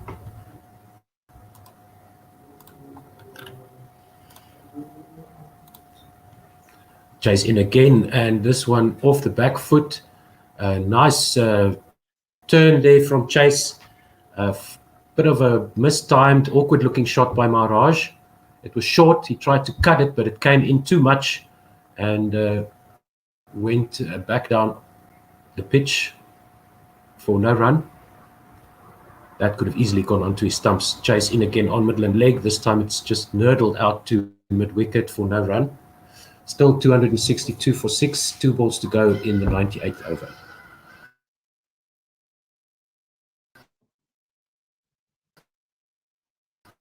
Chase is doing exactly what the West Indies will need him to do, keeping things tight. Still working on the ball, even though it's not helping him at all. Big booming drive by Keshav Maharaj. There's a stumping by De Silva, but I don't think Keshav's feet left the ground there. His back foot was nicely anchored behind the crease. He did leave his crease there, but got it back. It did move. He got his... got his back foot back into the crease there. It looked solid when he finished his motion, but he managed to scramble that foot back, and that's the end of the over. Dot ball back to the bowler. Drive there off that second last delivery, but in the end, no harm done for South Africa. Just a quick look at that. Like you were saying, Chase is doing the job. Yeah. I just want to have a quick look at De Kock, the last 3 partnerships. So it was 79 with Elgar, of which he made 48. So he made double what Elgar made. 36 with Mulder, he made 24. That's two-thirds. And 23 so far with Maharaj, who's made double. So this is what he's good at. He's good at batting in these situations and taking complete control of the situation, dominating the play, while the other batsmen just hang around low enough for him to score the runs. Yeah, I can understand why people say that. As we see another bowling change here, so Seals is back into the attack, and he's going to be bowling to Quinton de Kock. He's coming over the wicket to the left-hander now, and this one is just defended back down to the bowler for no run. There was a half a shy at the stumps, as it looked like Quinton stepped over his off stump, came down the wicket a little bit, but got back to his crease. I can understand the argument to say that, he's such a good, talented batsman, you want him to face more deliveries. But I agree with you, Tim. I like him in this position, and it's up to the tail and the lower middle order to support him. Yeah, indeed. Yeah, so Maharaj just got his foot back in time there. Seals comes in again to Quinton outside the off-stump line, and just a bit of a mistimed drive to mid-off, but they take a single. 263 for 6 after that maiden over from Roston Chase. And De Silva just had a go with his left hand there as he caught the ball, but couldn't connect to the bails. And at the second go, the bails went off, but Maharaj's foot was already back in the crease by then. So a bit casual there from De Silva. I think if he had gotten the stumping with that first attempt, no, Keshav's foot was already back. Seals in again over the wicket to Maharaj now, and this one is left alone outside off stump for no run. No real movement there, just kept the line. Just to remind that you can tweet us at GUERILLA, so it's Gorilla, it's GUERILLA. Tweet us with your opinions of the game and where you think it's going, and anything else. Yes, please do that. And please also let us know where you're listening from and what you're doing. Seals comes into Maharaj again on leg stump, and this one is just flicked out to mid-wicket by Maharaj. Good timed shot there, but not enough on it to beat the lawn here in the outfield, the lush lawn at the Darren Sammy Stadium. And they take just was that a 2 or a single? They must have run 2 there. 2, yeah, 2. Yes, indeed. Okay, so 265 for 6. And Maharaj is still on strike. So we know from domestic cricket that Maharaj can bat. We've just haven't seen those high scores from him in test match cricket, and this one is on middle and leg, quite short, just helped out to mid-on for no run. There's a bit of a fumble in the field, but the fielders are close to the ball, so there's no chance of a run there. If he can, and I've said this, yeah. No, I was just going to say he has been involved in important partnerships. He may not have scored big runs, but he has been involved in crucial times.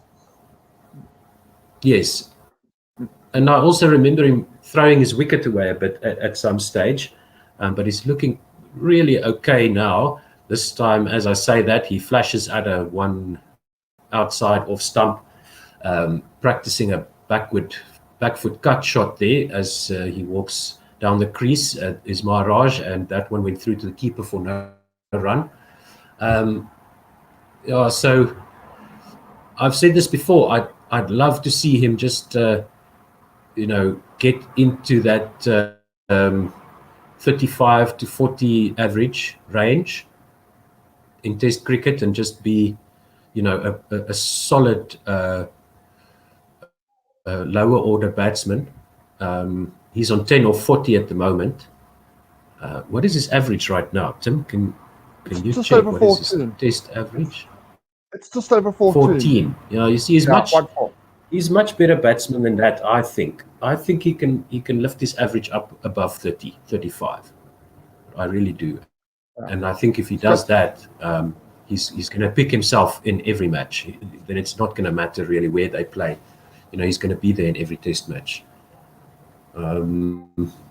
So Roston Chase continues now to Quinton de Kock with one slip in. The right arm bowler goes around the wicket. This one is defended out to extra cover by Quinton, and there's no run.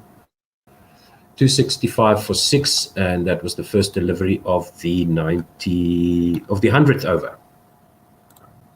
Roston Chase in again around the wicket, and this one is just guided to backward point for no run. Cross-batted shot again there by Quinton, but he's got such good timing and coordination. There hasn't been a lot of variable bounce on this pitch so far. Roston Chase around the wicket again. Quinton just leisurely drive there, angling the ball to backward point again for no run. So the cross-bat shot can be effective, but it makes me nervous when Quinton does that. Roston Chase in again to the Cook on middle and leg, and he just helps this along to fine leg, and they'll stay where they are, no run. Roston Chase is doing the job here for Braithwaite, for his captain, and for his countries. As he comes in again around the wicket to Quinton de Kock, who defends this straight back to the bowler for no run. Patient looking Quinton. Yeah.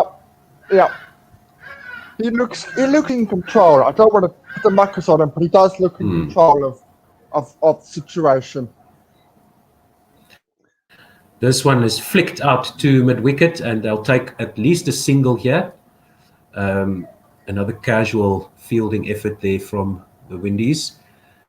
Just a single this time, no fumble, just stopped it with his foot, did the fielder there, 266 for 6. Okay, I'm just I've got a tweet here from Anis Mohammed.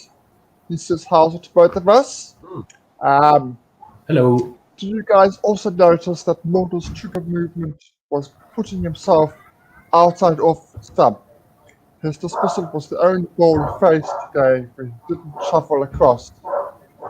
Did he just forget to do it, or kind of brain fart? That's a good piece of observation there, Anis Mohammed. I think it was just a good delivery.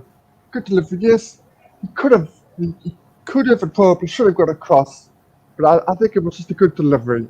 But he will be disappointed that he didn't get across, so he could get his front pad close to his bat and play the forward defensive. That's a good spot. Yeah, Seals to Quinton de Kock, who plays this drive out to just in front of square on the offside, and they take another single, 267 for 6. I'm sorry, I didn't catch that. Who does he say should have gone outside his off stump there? Mulder, the guy who got out. Mulder, yes. I mean, he was. He got worked over properly by Roach. Yeah. Seals comes in again to Maharaj. Yeah, this one is defended by Maharaj to mid on for no run. Look, he faced. They showed the setup there from Roach, where Roach was angling the ball in, and then managed to get a delivery to line up on off stump and straighten. So I think that Anis is probably right, but Mulder was sort of being set up by Roach for that dismissal. This one by Seals is defended into mid-wicket by Maharaj for no run. So that's, like you say, a very keen observation. Very keen observation there. Yeah, that's true. Also because most of the right arm over bowlers, most of what they've been able to do is get the ball to come back in, not go away. So that also makes that doubly difficult. Yeah. So what that tells me is that Mulder was, moving across his off stump, covering that off stump line as Maharaj does right now with a solid defensive shot out to extra cover for no run. And I would agree with Anis that he probably lost his concentration a bit. As you said, his feet were planted and he was playing too far away from his body. And if he had gotten over, because if the ball is moving away from you as the right-hander facing a right-handed bowler, if you get your front foot outside the line, you cover the ball coming in, and then you can also cover the movement going away. So if the ball comes in, as this one is defended by Maharaj to backward point for no run. So if the ball comes in, it's going to hit your pad, but you're outside the line. If it goes away, you're going to cover it with your bat. You might get a very thick outside edge, and if your bat angle is correct, it'll go down onto the ground. Very, very keen observation there, Anis. Thanks for that. Or at least so I'm told. I wouldn't know, but that's true. From what I've seen. That is true. No, you're right. You are spot on. Seals comes in again to Maharaj, who defends this to mid-on for no run. Maharaj looking nice and solid, looking as if he's playing the match situation very well. 101 overs gone, and it's 267 for 6.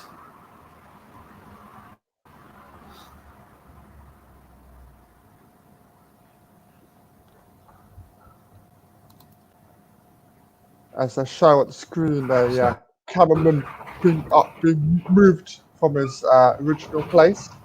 I wonder if he's too close to the side screen. Might be. He's getting a right talking to there from some official-looking person. Roston Chase to Quinton de Kock. Nice drive shot there. Is there enough on that to reach the boundary? No. It's going to get cut off by the sweeper on extra cover boundary for the left-hander, and they take 269 for 6. Yeah, so there's a bit of gesturing by a man who looks like he's some kind of official, and the cameraman is walking around the boundary rope away from where he was. Roston Chase to Quinton again, defends this down the pitch for no run.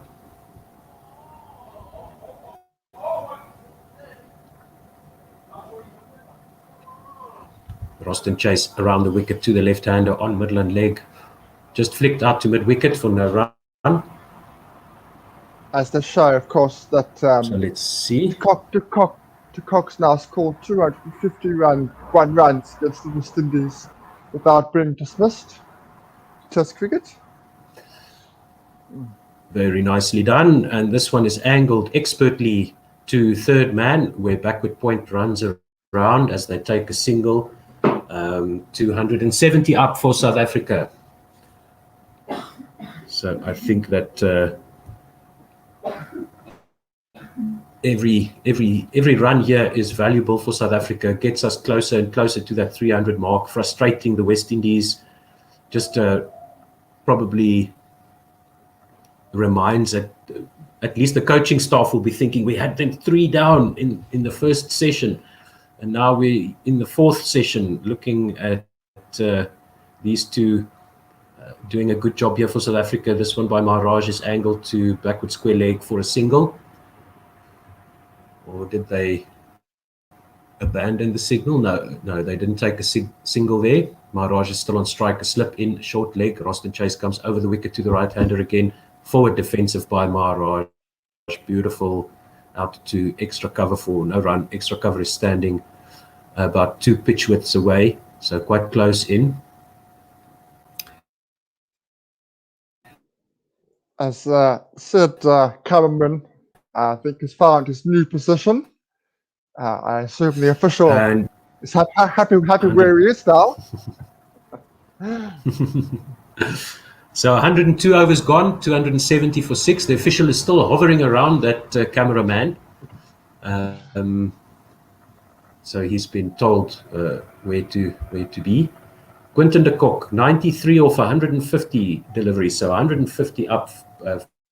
Balls faced for Quinton de Kock. Very nicely done. And Jason Holder replaces Jaden Seals. From which end, I'm not sure.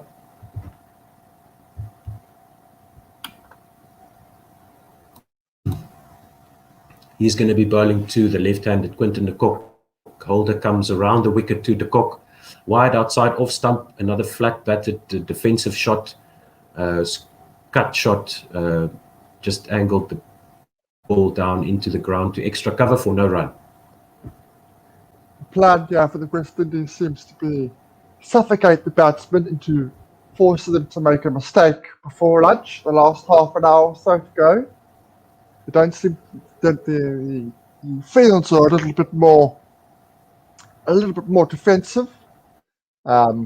And they've got the types of bowlers that are just going to hold a line and be consistent.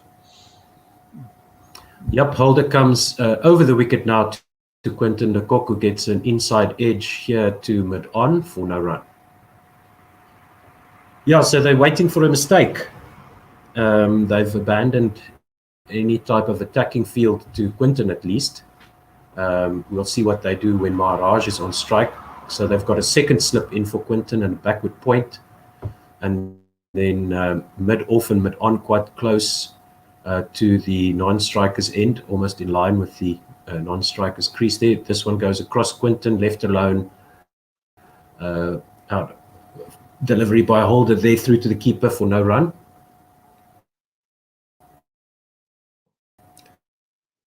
Quinton practicing the leave.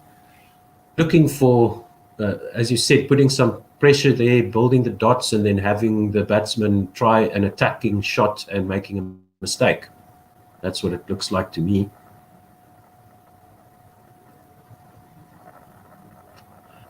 Holder adjusts his field. And he's coming around the wicket now again to Quinton de Kock. And this one is cut by Quinton off the front foot, outside off stump. And it goes down to cover for a single. 271 for 6. I actually think Holder should have stuck over to Cock.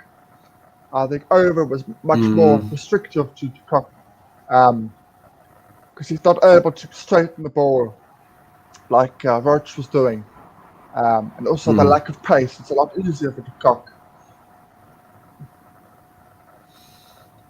Yeah, it seems to be that he's hasn't made up his mind how he's going to attack the Cock. Indeed, they have 2 slips in for Maharaj. This one by Holder is outside off stump, left alone by Maharaj. Good leave.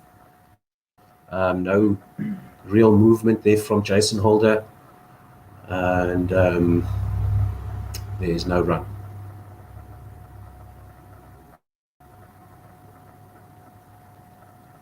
So the Cock is talking to Maharaj. Yeah, he's just indicating that for the one that comes back in, because the previous one went away slightly. Just indicating what's the one that comes back in. And this one is straight onto off stump, defended well by Maharaj, back to the bowler for no run. End of the over, 271 for 6. And Holder is looking a little bit, how do you say, deflated, would you say? Yeah. I wouldn't say frustrated, but just something along those lines.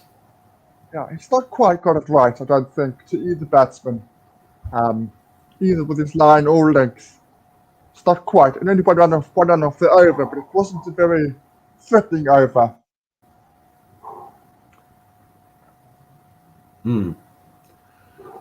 Yeah, so as I said, it doesn't look like he's made up his mind as to how he's going to approach the problem of dismissing either of these 2 batsmen.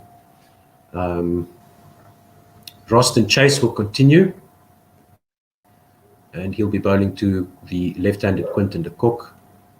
And they've got mid-on in a traditional position there. Only one slip in here. Roston Chase goes to Quinton, and he just neatly cuts this to backward point for no run.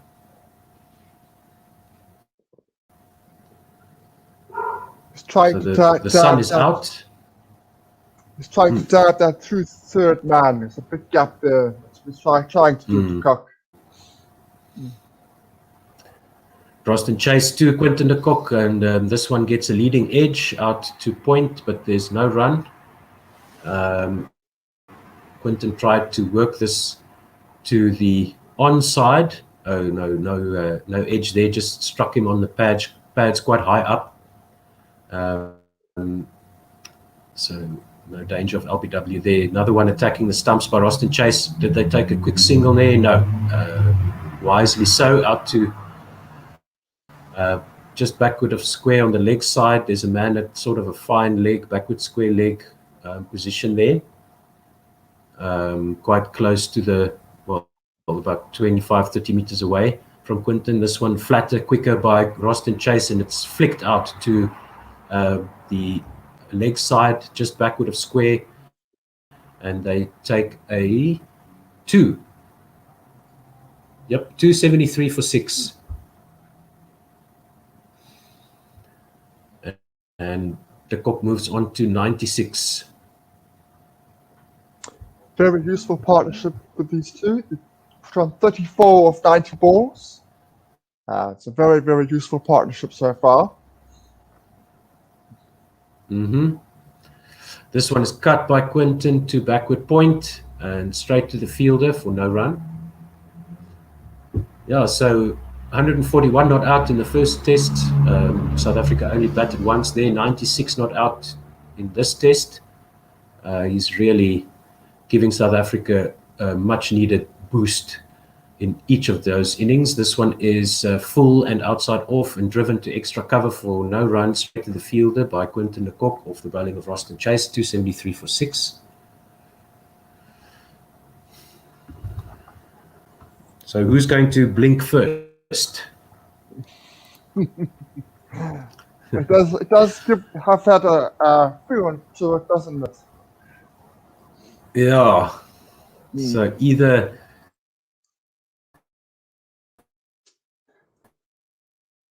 Cricket has these lulls.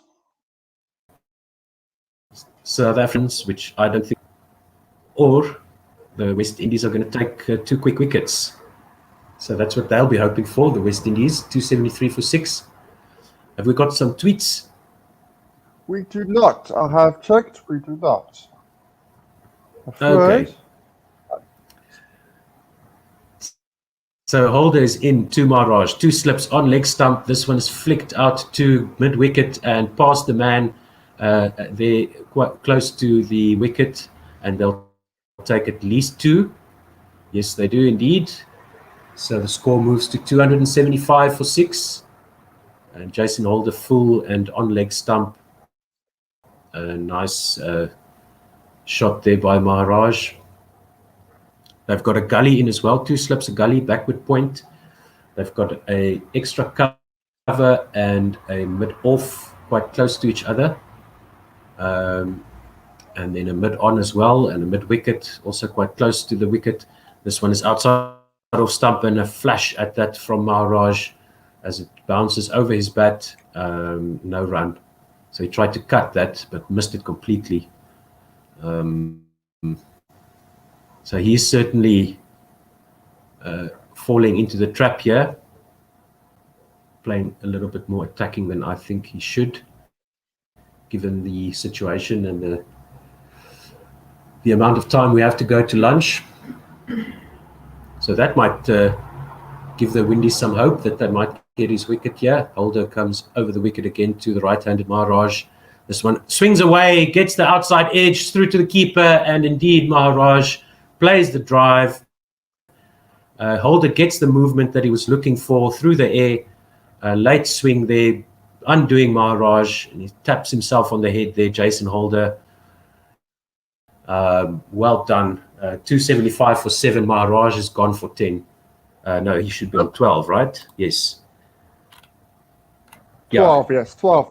So Maharaj is dismissed for 12 of 51 deliveries. It was an important partnership of 36. The same partnership that Kock had with Mulder. So that's 72 for the last 2 wickets. In the context of the match, I think it's very, very important. Once again, de Kock makes double the score that Maharaj makes, but an important partnership in the context of the match anyway. Oh yes, no, invaluable runs. It could have been much worse for South Africa. They've only lost 2 wickets in the session so far. So even if the West Indies get that 3rd wicket and they do win the session in that way, I still think that it's a good situation for South Africa. It could have been much worse, as I said. Kagiso Rabada comes to the crease. Quinton is talking to him. So we see a replay of that delivery, a good length, inviting the drive outside off stump on about a 4th stump line, but moving late and moving away from Maharaj. So a really good delivery. Maharaj probably shouldn't have played the drive there. As Kagiso Rabada takes guard. I'm just going to get to a tweet quickly before we Anis Mohammed again, still on the Mulder dismissal. Him not doing his trigger movement makes me think he's not part of his normal technique and that it's something that he's being coached on. Maybe it's a technical deficiency that was picked up. Quite possibly.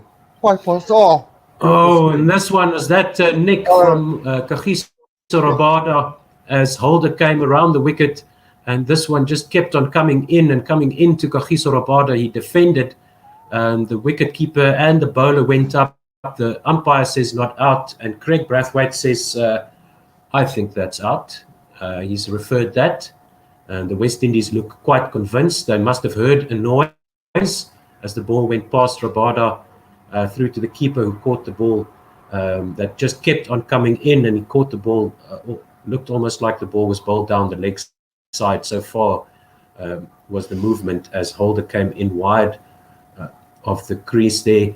And they look like there might be a little bit of a feather on the pad there for Kagiso Rabada. No bat that I can tell immediately. Let's see.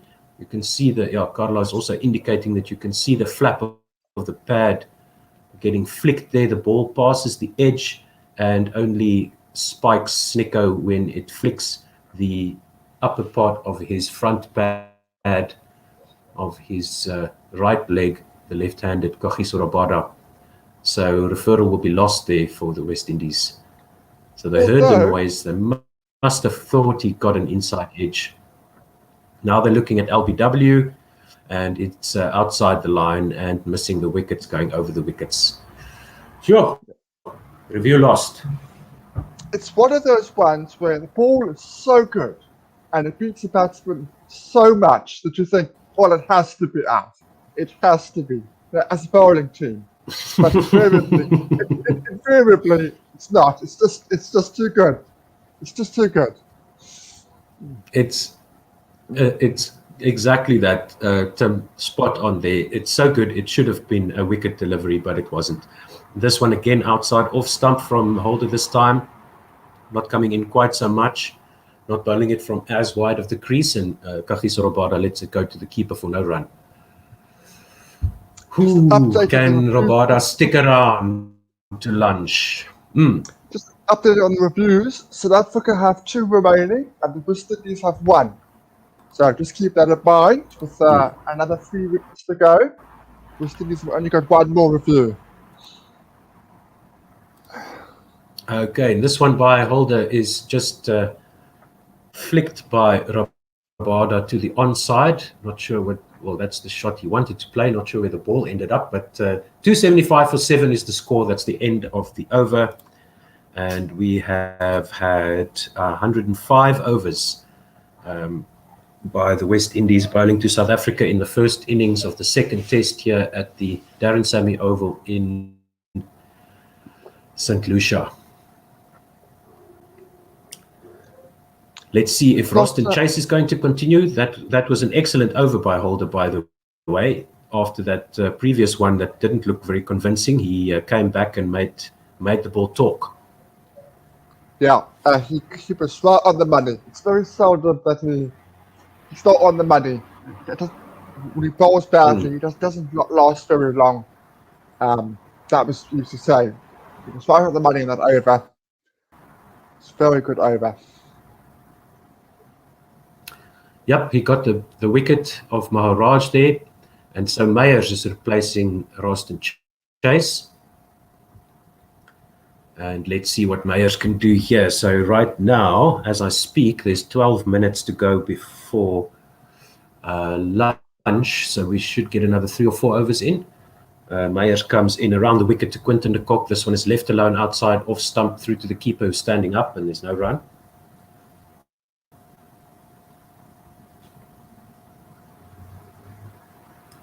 So another wicket here for...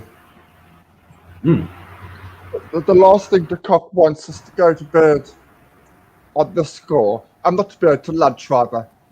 The last thing he wants to do is go to lunch on the score. I know we're not talking about the score, indeed. but that is true. And Meyers abandons his run-up. I think Quinton walked away there. I'm not sure who caused Meyers to abandon his run-up, but he did so. He's walking back to his mark now, flicking the ball in his right hand. Looks like a real wily character, Meyers. And yeah, I really enjoyed his bowling last night. He was fired up. And this one is wide outside off stump, and it's got an edge. It goes up into the air and taken. And that is the end of Quinton de Kock. He's got that sort of perplexed look on his face, sort of embarrassed to have lost his wicket to Kyle Meyers, but very good dismissal there for the West Indies just before lunch. And yeah, he looks a little bit bemused. This one was outside off stump, and once again Quinton de Kock with the perpendicular bat trying to play that cut shot. The ball bounced off the wicket keeper's gloves to the man at backward point for a catch, an easy bobbled catch there at the end, and Quinton goes for 96. Aye. Well, now he's got a decent average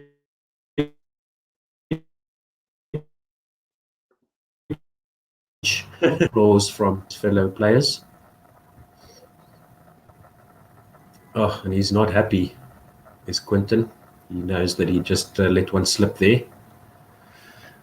I'm not going to blame you for that one, Tim. No,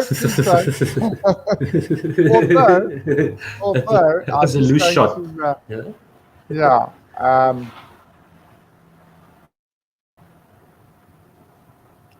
So, Andrich Nortje comes to the crease, 275 for 8 is the score.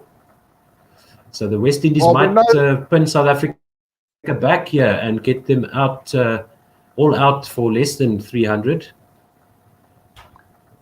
Well, we know Nortje can occupy the crease. We know we can bat for a long time. And we've known for a while that Rabada has the talent. He has the talent to score runs. It would be nice that he could show it on a more consistent basis.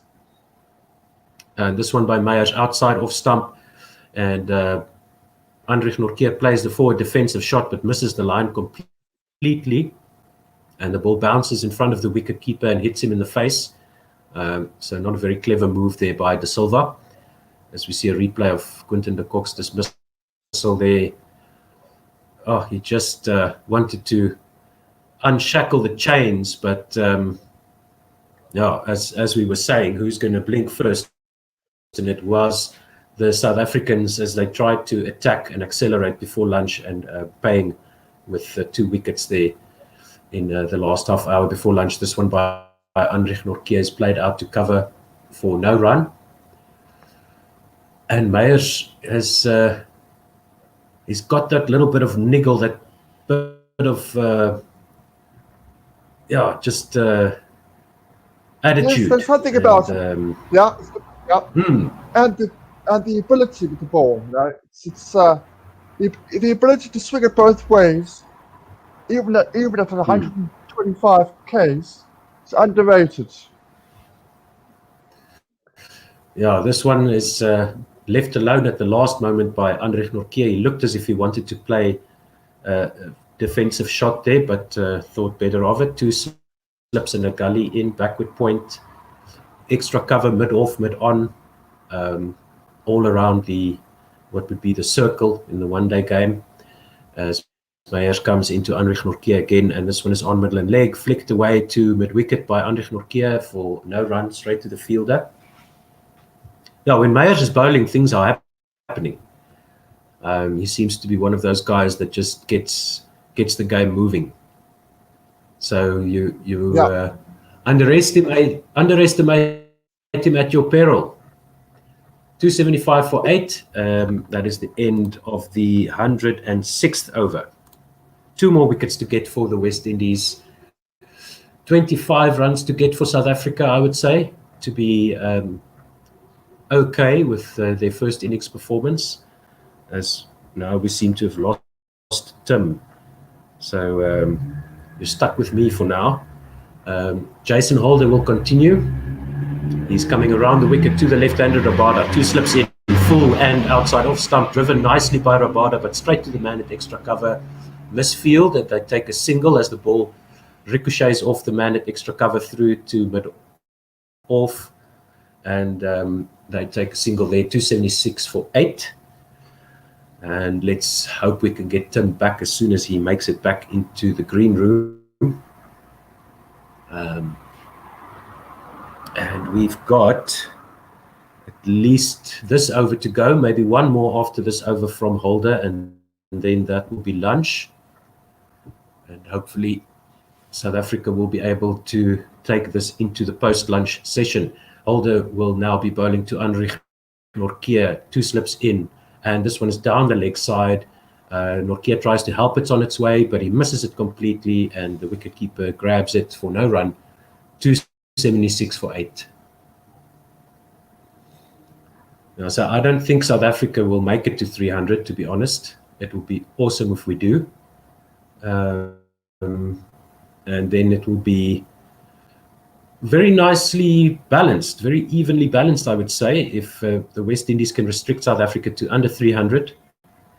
They won't feel that they made the most of the situation from yesterday. This one is again on middle and leg. Anrich Nortje just dabs it out to mid-wicket, takes a single. 277 for 8. 3 balls gone in the 107th over.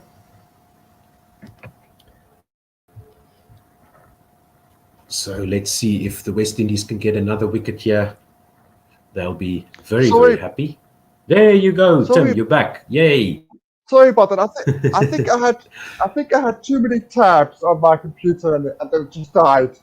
I had all sorts of stats planned and things, but beautiful extra cover drive from Kagiso Rabada, as this one by Holder was a little bit over pitched and outside off stump, and a flowing cover drive by the South African left-handed batsman and superstar bowler Kagiso Rabada. 4 runs. We know he has the ability. Nice. That was lovely cover drive. Such a beautiful looking shot. Mm-hmm. Yeah. No, we know you can bat or nix one off a booming drive like that. This time not enough movement from Holder. It was a similar shot that Keshav Maharaj played when he lost his wicket, but no movement this time. 2 slips, backward point. Kagiso Rabada lets this one go through to the keeper for no run. That's it. Kagiso, job done for the over. Nothing else needed. Thank you very much. 281 for 8.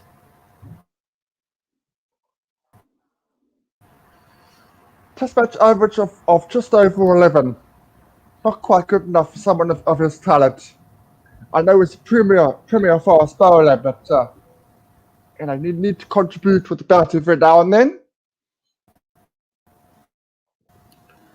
This one is bouncer. That last one was short outside off stump, ducked underneath it by Yes. No, I was just covering. Now it's my connection's turn to take another dip. Yes. Yeah, thank you. The cell phone towers around my house struggling to keep up with the demand here on the Saturday night. Everybody's stuck indoors and bored, it seems. 281 for 8, 107 overs gone. So extras is 44. That's definitely something that the West Indies will look at and say, make those extras 10 or 12 and the game situation would have been completely different. Yeah. Meyers to continue to Anrich Nortje, left alone outside of stump, no run.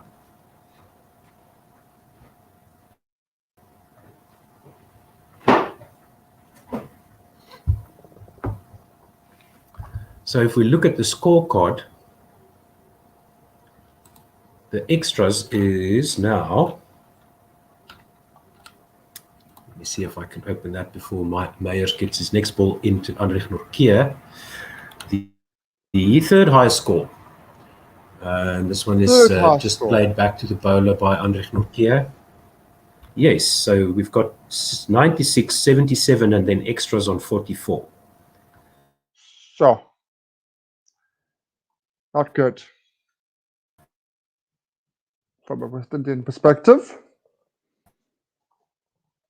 And then after that is 27 by Verreynne and 12 by Maharaj. Yeah, so you take that extras down to a respectable extras total and a completely different game situation. Meyers goes again to Andrich Nortje, who leaves this alone again. So I think this might be the last over before went away there again. Sorry, Tim. But Meyer's making some adjustments to his field. There's a bit of a pause in the game. And he comes in again to Nortje, 2 slips backward point. This one is what looks like a drive, but it just bobbles out to mid-off for no run. The West Indies field is coming closer to Andrich Nortje now, sensing that they want to make the most of any opportunity that Nortje might give them. Shortish extra cover, mid-off, as Meyers comes running in again, right arm over the wicket to the right-handed Nortje. This one is on, middle and off, just dabbed out to mid-on for no run. Looks like Nortje has got clear instructions here just to make it to lunch. Although some of those drives that he's tried to play don't look convincing. Maybe they just told him, listen, just go and enjoy yourself. See what you can do. 281 for 8. 1 ball to come in this over. 2 slips in. Meyers over the wicket. On leg stump. Flicked out to mid-wicket. And that's caught. Flying through the air. The man at mid-wicket there is Jaden Seals. And he does a little strut and a jiggle of the shoulders as he takes an awesome catch there for the West Indies at mid-wicket. Flying to his left. Taking that ball out of the air as Andrich Nortje flicked that one off middle and leg straight. Well, it could have gone past Seals, but he's too quick, too athletic. And Nortje not impressed with himself there. He knows that he made a mistake. It was full. It was on leg stump. It was flicked by Nortje and just not straight enough. The man at mid-wicket diving to his left, taking a very good catch there by Jaden Seals. And that's Nortje dismissed for 1 of 12. Very, very poor shot in the situation. And that's Meyer's 3rd wicket. He's got 3 for 28 and 14 overs now. Judy comes to the crease.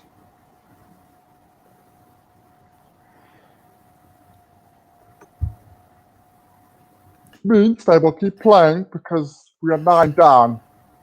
Yeah. I'll play the extra half hour because of the anti-wickets. Indeed he does, Lungi Ngidi, if you can hear me. So we'll have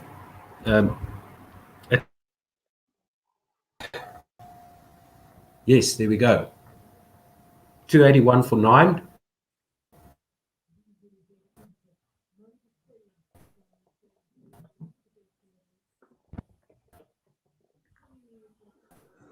The trainer repeated the catch. It's a good, very good diving catch. So we will probably have another 10 minutes, Simon?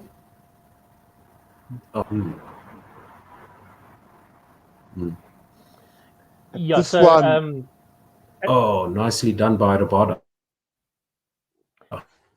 So the ruling is they'll get an extra half an hour to take this wicket. So I'll join you guys for a bit just to take some of the pressure off. Because I hadn't realized whichever idiot made the schedule has put you guys straight on after lunch as well, which is unfortunate. But I'll come on during that session as well to just no worries. Just keep your hand. That was a very Simon. Poor shot by Nortje, because if he had survived that ball, they all would have gone to lunch. Yeah, I know. Very, very, very silly. Which of you is doing ball by ball, chaps? It's supposed to be me. So that one is full on off stump by Holder and just defended out to the onside by Ngidi. didn't look like he knew much about that delivery. There's no run. Look, I mean, 283 the for 9. ball to Norke was definitely there to be hit. It was like half volley on your, on your pads, and if it had gone past the fingertips of the fielder, it would have gone away for 4, and everyone would have been quite impressed by it. Absolutely. Yeah. Just a bit of a leading edge. Just not getting behind it completely, but just not straight enough. And that one sort of left alone, I would say, by Ngidi. No run. What are the extras at now? It must be over 50 runs by now, I would have thought. 44. 44. Oh, so it actually hasn't increased since I was on. I think it was 42 or something when I was I was on. Might even have been 44. So they managed to pull that back. But this would be a very, very different game if that was round about 10. Even if they just halved it. Yeah. Holder over the wicket to Ngidi, to Rabada, excuse me. They took a single there, and that one is played out to mid-off by the left-handed Rabada for no run. 283 for 9. There don't seem to be too many demons in this pitch either. So I think that South Africa could be a good 70 or 80 runs short here quite easily. Yeah, I would agree with that, especially looking at the performance of the top order. That was quite disappointing. Holder coming over the wicket to Rabada now.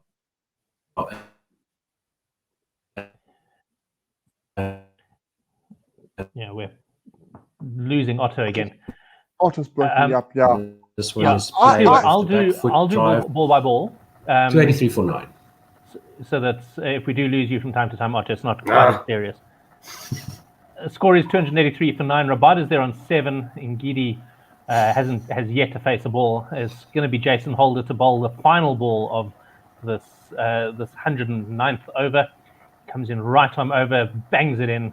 That's a typical fast bowler's ball when he wants to make sure that his partner gets to bowl to the non-striking batsman. Just bangs it in, and I suppose KG could have thrown his bat and hoped to get a bit of an edge down to third man for 4, but he wasn't going to risk that. So Lungi Ngidi is now going to have to face a full over from. It was going to be Shannon Gabriel from this end. Who's been bowling from the other end? Meyers. It's been Meyer, of course, yes. Meyers, yeah. Yeah. In fact, it'll be interesting to see whether they keep him on now that lunch is going to be extended. Yeah, they are keeping him. Yeah, they are. He's making things happen, is Meyer. Yeah. So he's gonna be bowling to Lungi Ngidi, who's not known for his batting prowess. Certainly looks like he should be able to strike it a long way when he gets the chance. Jason Holder going off. Maybe he doesn't look injured. I think he just looks tired. I thought he had hit that back past the bowler. In fact, he missed it entirely. He looked great. He really looked good. I mean, the elbow and everything was in the right place. Unfortunately, the bat wasn't. But he holds the just pose enough movement by Meyers. Photographers in the ground. Just enough movement by Meyers. Yep. Meyers in again with his dibbly dobblers and defended into the offside, no run. I think the fact that this is not a difficult wicket might play in the West Indies' favour, but I'm looking at their batting in the first innings. If they batted it like they did in the first test, in the first innings, then 280 I think is going to be a pretty decent score. I think the score so. will balance the game nicely. Yes, yeah, it's a game anyway. If you want to be neutral, this is certainly a game. Yeah, I think you're right. Actually, I think sort of, somewhere between 280 and 300 probably is par. Certainly for the form that the West Indies are in at the moment, and with South Africa's very, very strong bowling attack. But we're going to have to see how things go. I do think that the West Indies are going to bat a lot better than they did last week. As Meyers comes in again, and this time now he is able to defend it with the full face of the bat, and it goes into the offside, and a no run. So that's 5 balls down, 4 balls down.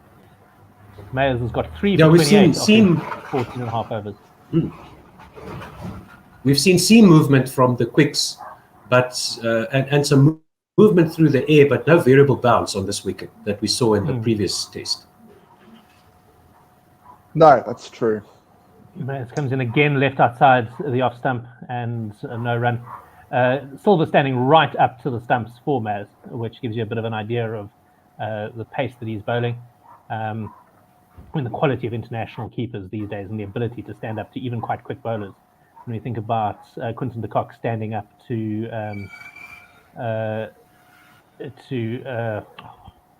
I'm really struggling with names today. It's actually a bit of a concern. To Mulder? You know, the guy, the best bowler that South Africa's produced in the last 10 years. Philander. Yes, thank you. Philander. I couldn't remember Mitchell Johnson as well in the first half. Oh, my word. Actually a bit of a concern. End of the over, 283 for 9. 283 for 9. What I don't know is if they take the extra half hour now, does T stay in the same place? I have to admit I'm not. That's a good question. I'm not sure what the rules are with that. Which of you has got a small yappy dog? Is that you, Otto? Yes, okay. Apologies for Max. She's getting excited because we're having friends over. So. Oh, that's really classy. You're having friends over. You're stuck with us. They were informed. So. Well, if you need to take some time off in the next session, I'm happy to cover for you. See how you go. Well, I think my connection might force me to. Roach is continuing now. Let's go. So just solidly defended. This is a bit of a weird one now because,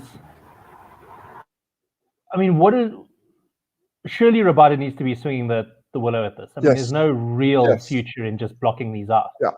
Yeah. I don't see the point of blocking for 20 minutes. I don't see it at all. He's got the ability to play shots, to go out there and play them. Yeah. Tries to defend again and get squared up a little bit. This hits the front pad. No run. Any runs they can score from this position is going to be much more valuable than time out of the game. Yeah, quite. I mean, I suspect that KG is also under a bit of coaching pressure to start shaping up as a batsman and start to build longer innings, but this is not the time to do it. So Roach comes in again. He's bowling around the wicket to the left-handed KG. This time he does play it, but it was certainly there to be hit, and he lofts it out over cover, but it just pitches. Go. And who was that who collected it? Might have been Craig Brathwaite. I wasn't sure.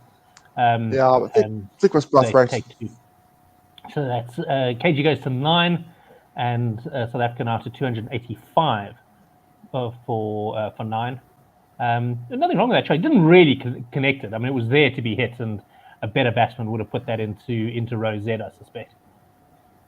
Roach comes in again, same sort of place, exactly the same sort of shot. He gets a little bit more of it this time, but again, it just pitches like a 9-9, and a perfect repeat of the previous ball, to the point where I actually was worried that maybe I'd seen the same ball twice. But no, Rabada goes on to 11, and South Africa to 287 for 9. Okay, so he's now playing a few shots, and this is the one where you pitch it slightly shorter, drift it away, and you'll get him at second or third slip for sure. Yeah. He's going to definitely play at the next ball. Yeah. Yeah, this looks like what the doctor ordered for South Africa. Just getting the lower end of the lower third of the bat there, KG, but nice pose there, nice. So he doesn't quite play as aggressively at it as I thought he was going to be. Certainly played at it and went past the outside edge of the bat, and taken by Silver, and no run, 287 for 9. Roach the best he could do in this innings is 3 wickets, but he could have easily had another couple. Easily could have had a 5 for the way he's bowled in the last 2 days. He's bowled absolutely. Yeah, he's been excellent so far. Shorter ball, he clips this, it floats in the air out to a vacant mid-wicket, and mid-on just jogs around and collects it. They go through for one. Good batting by Rabada in that he does get to face the next over as well, but it wasn't particularly technically exceptional. But certainly the thought was there. He didn't try to hit that too hard, just tried to knock it into the onside, and they get the single. So Rabada to 12. And Shannon Gabriel is going to be here to take up the cudgels. Biggest biceps in fast bowling, current fast bowling champion. I wonder if we're going to see Holder some short left the stuff. field there. What did you To say? Ngidi. No, he's going to be running to Rabada. Oh, no, I just... is he? Oh, yes. Okay, Rabada retained the strike there. Holder off the field. Oh, yes. Holder's off the field, Yes. yeah. Yes. So he trotted off. Not sure who came on to replace him. They didn't show his replacement, but he went off. Not looking injured, but certainly looking tired. So Rabada's going to be facing Shannon Gabriel. Big, strong man. It's going to be, again, bowling a right arm around the wicket and just defended into the offside by Rabada. No run. Only bowling at 130 k's an hour. He looks potentially a bit faster than that. I think these guys are tired as well. They've got 111 overs under their belt. He's also had a lot of fitness and it's showing in his career. I mean, carrying that amount of weight, even if it is muscle, is definitely jamming a lot through your hips and your knees as a fast bowler. Yep, indeed. And as you rightly said. Okay, we can't hear you, Otto. Turns at the top of his run-up. He's coming in again. 2 slips go down. This time it's right in the slot for Ngidi, and he drives hard. Kemar Roach dives across at mid-off, gets some fingers to it, I suspect, goalkeeper style, but it goes past him and all the way down to the boundary for 4. I wonder how long it's going to be before we see some short stuff. Gabriel's not going to like being driven, so I think we're going to see some short stuff soon. Oh, that was a nice looking shot by Rabada. Sorry, guys, I had casserole on the stove, so I needed to just make sure that I switched that off before it gets overdone. Rabada facing again. As it's a shorter one, he has a wild swing at it. It's going to go back over the keeper's head. In fact, I thought for a moment it was the keeper who was chasing it, but it's not. It was Carl Mayers, and another 4 to Rabada. And I think he's clearly got the message that he must have a bit of a swing at it, get some runs on the board, maybe sneak us to 300, 310, and that'll frankly be job done for a 10 and 11. Surprised they don't have a third man in this situation. You know Rabada's going for it. You know he's going to get top edges. Yeah, not even a third man. A Zubair Hamza style long stop, I think, would have been in the money there. That was he actually was that in his first Test match, or was he was substitute, I think, and fielding literally long stop and took a catch. Who was that against? I can't even remember. It was probably in that Pakistan season a few years ago. Yeah, I think it was Pakistan when Norkia was bowling the short stuff there. Yes, that's right. I think you're right. Again in the slot to be clouted, but he gets an inside edge that runs down 2 fine legs and collected. And they're going to jog through for a single. So there's going Nobody knows where the ball went. No one knows. Yeah, the cameramen are not as quite on top of their game when chasing some of the shots from the South African batsmen today, I've noticed. Björn Mulder sold them a beautiful dummy, playing a leading edge to the offside. And all the cameramen went to the onside. Why do... That's nice to see the South African tail wagging always forward. look so hammered? I mean, like, they've got brand new pads, they swap their gloves like twice an innings, but their arm guards honestly look like something that their gran gave them for their 12th birthday.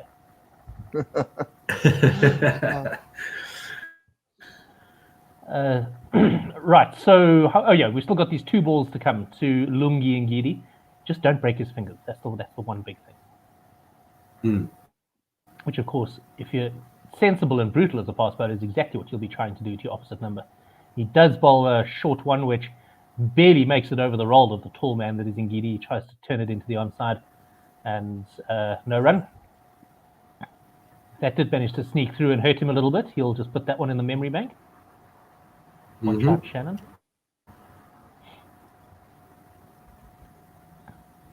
Yeah, this is really good from South Africa's point of view, getting close to 300. Yeah, I mean, it's been magic. They've now managed to put on 13, 14 runs for this partnership. Once they started batting, there was a weird period where they were both blocking on both ends. Final ball of this over. Is he going to be able to end the drama? And he isn't. In fact, Lungi Ngidi tucks it into the onside. Do they take a run? Nope, they don't. Rabada, thinking sensibly, turns him back. I think Lungi Ngidi was quite keen to get off the mark there, actually. No, they do take a run. Oh my word. Okay, so maybe they've decided to share the tail duties. So you probably find it's considered too arrogant. Oh, no, except Rabada's number 9. Hey, he's not number 10. I suppose number 9 is allowed to send number 11 back. Number 10, probably not. These two have put out 17. 17 of 23 so far. No, there's nothing wrong at all. Gold dust. Nothing gold wrong at dust. Absolute gold dust for South Africa. 298 for 9 now. I think South Africa mentally will be very, very happy if they hit 300. I think that 300 is generally considered a decent par across test matches for the first innings, isn't it? I mean, there's you'll never grab it with both hands if offered to you at breakfast. Oh, outside the off stump and outside of the off edge as well, but no run. But it's once you get past 320, you start feeling like you're beginning to get your nose in front. Yeah. Yep. It's certainly much rather be South Africa at the moment. I had an argument with a guy who had coached SA under 19 for a while. I just know you guys accuse me of name dropping every time I mention it. Not an argument. Oh, this is just outside the off stump, outside the edge again, and through to the keeper, no run. And I said to him, surely, professional cricketers don't get affected by things like, a lead of 300 or those round numbers. And he said, no, they absolutely do. It's very much a part of the game, even at this level. That they do think about nice round numbers, which is why, particularly when you're batting for the declaration, you often see them get to a particular milestone of the lead before they resign, before they declare. You do see that. You do see that. Instead of having a lead of 294, that I now must get the extra 6-7 runs. No, I do see that. Definitely. Because I said to him, surely what you do is you have a spreadsheet where you say you're comfortable with the runs per over that you want to defend, and so you just bat until the runs per over required is exactly where you want it to be, and then you declare. And this is just clipped off his toes, straight to the man at mid wicket. It's actually a carbon copy of the Heinrich Nokia dismissal, except a much more straightforward catch. And that is the end of Lungi Ngidi and the end of South Africa's innings, with the diminutive total of 298, nowhere near the mental victory of 300. And it will be South Africa to come and bowl to the West Indies in, we're assuming, 40 minutes time, which will be at about just after 7:30 South African time. There's a bit of a discussion. I'm assuming there's no ball or anything here. Maybe, like all good captains, Braithwaite was just asking whether lunch is still going to be 40 minutes and all of those sort of things, which it will be. They don't shorten the lunch for taking the extra time. But that'll be the end of that. I think what we'll do is probably go through the scorecard and everything at the beginning of the next session. But essentially, South Africa 298 all out. The highlights were the 77 by Dean Elgar and the 96 by Quinton de Kock. You two chaps, thank you very, very much for the time that you've spent. It's been a long session, hour and a half. And go and have some supper and attend to your little yappy dogs. And we will see each other. Thank you. Probably for a much shorter session. It'll probably only be half an hour long before our partners come and relieve us. in about 40 minutes. Alrighty. Cheers. Thank you. Cheers, guys. Thanks for the backup, guys.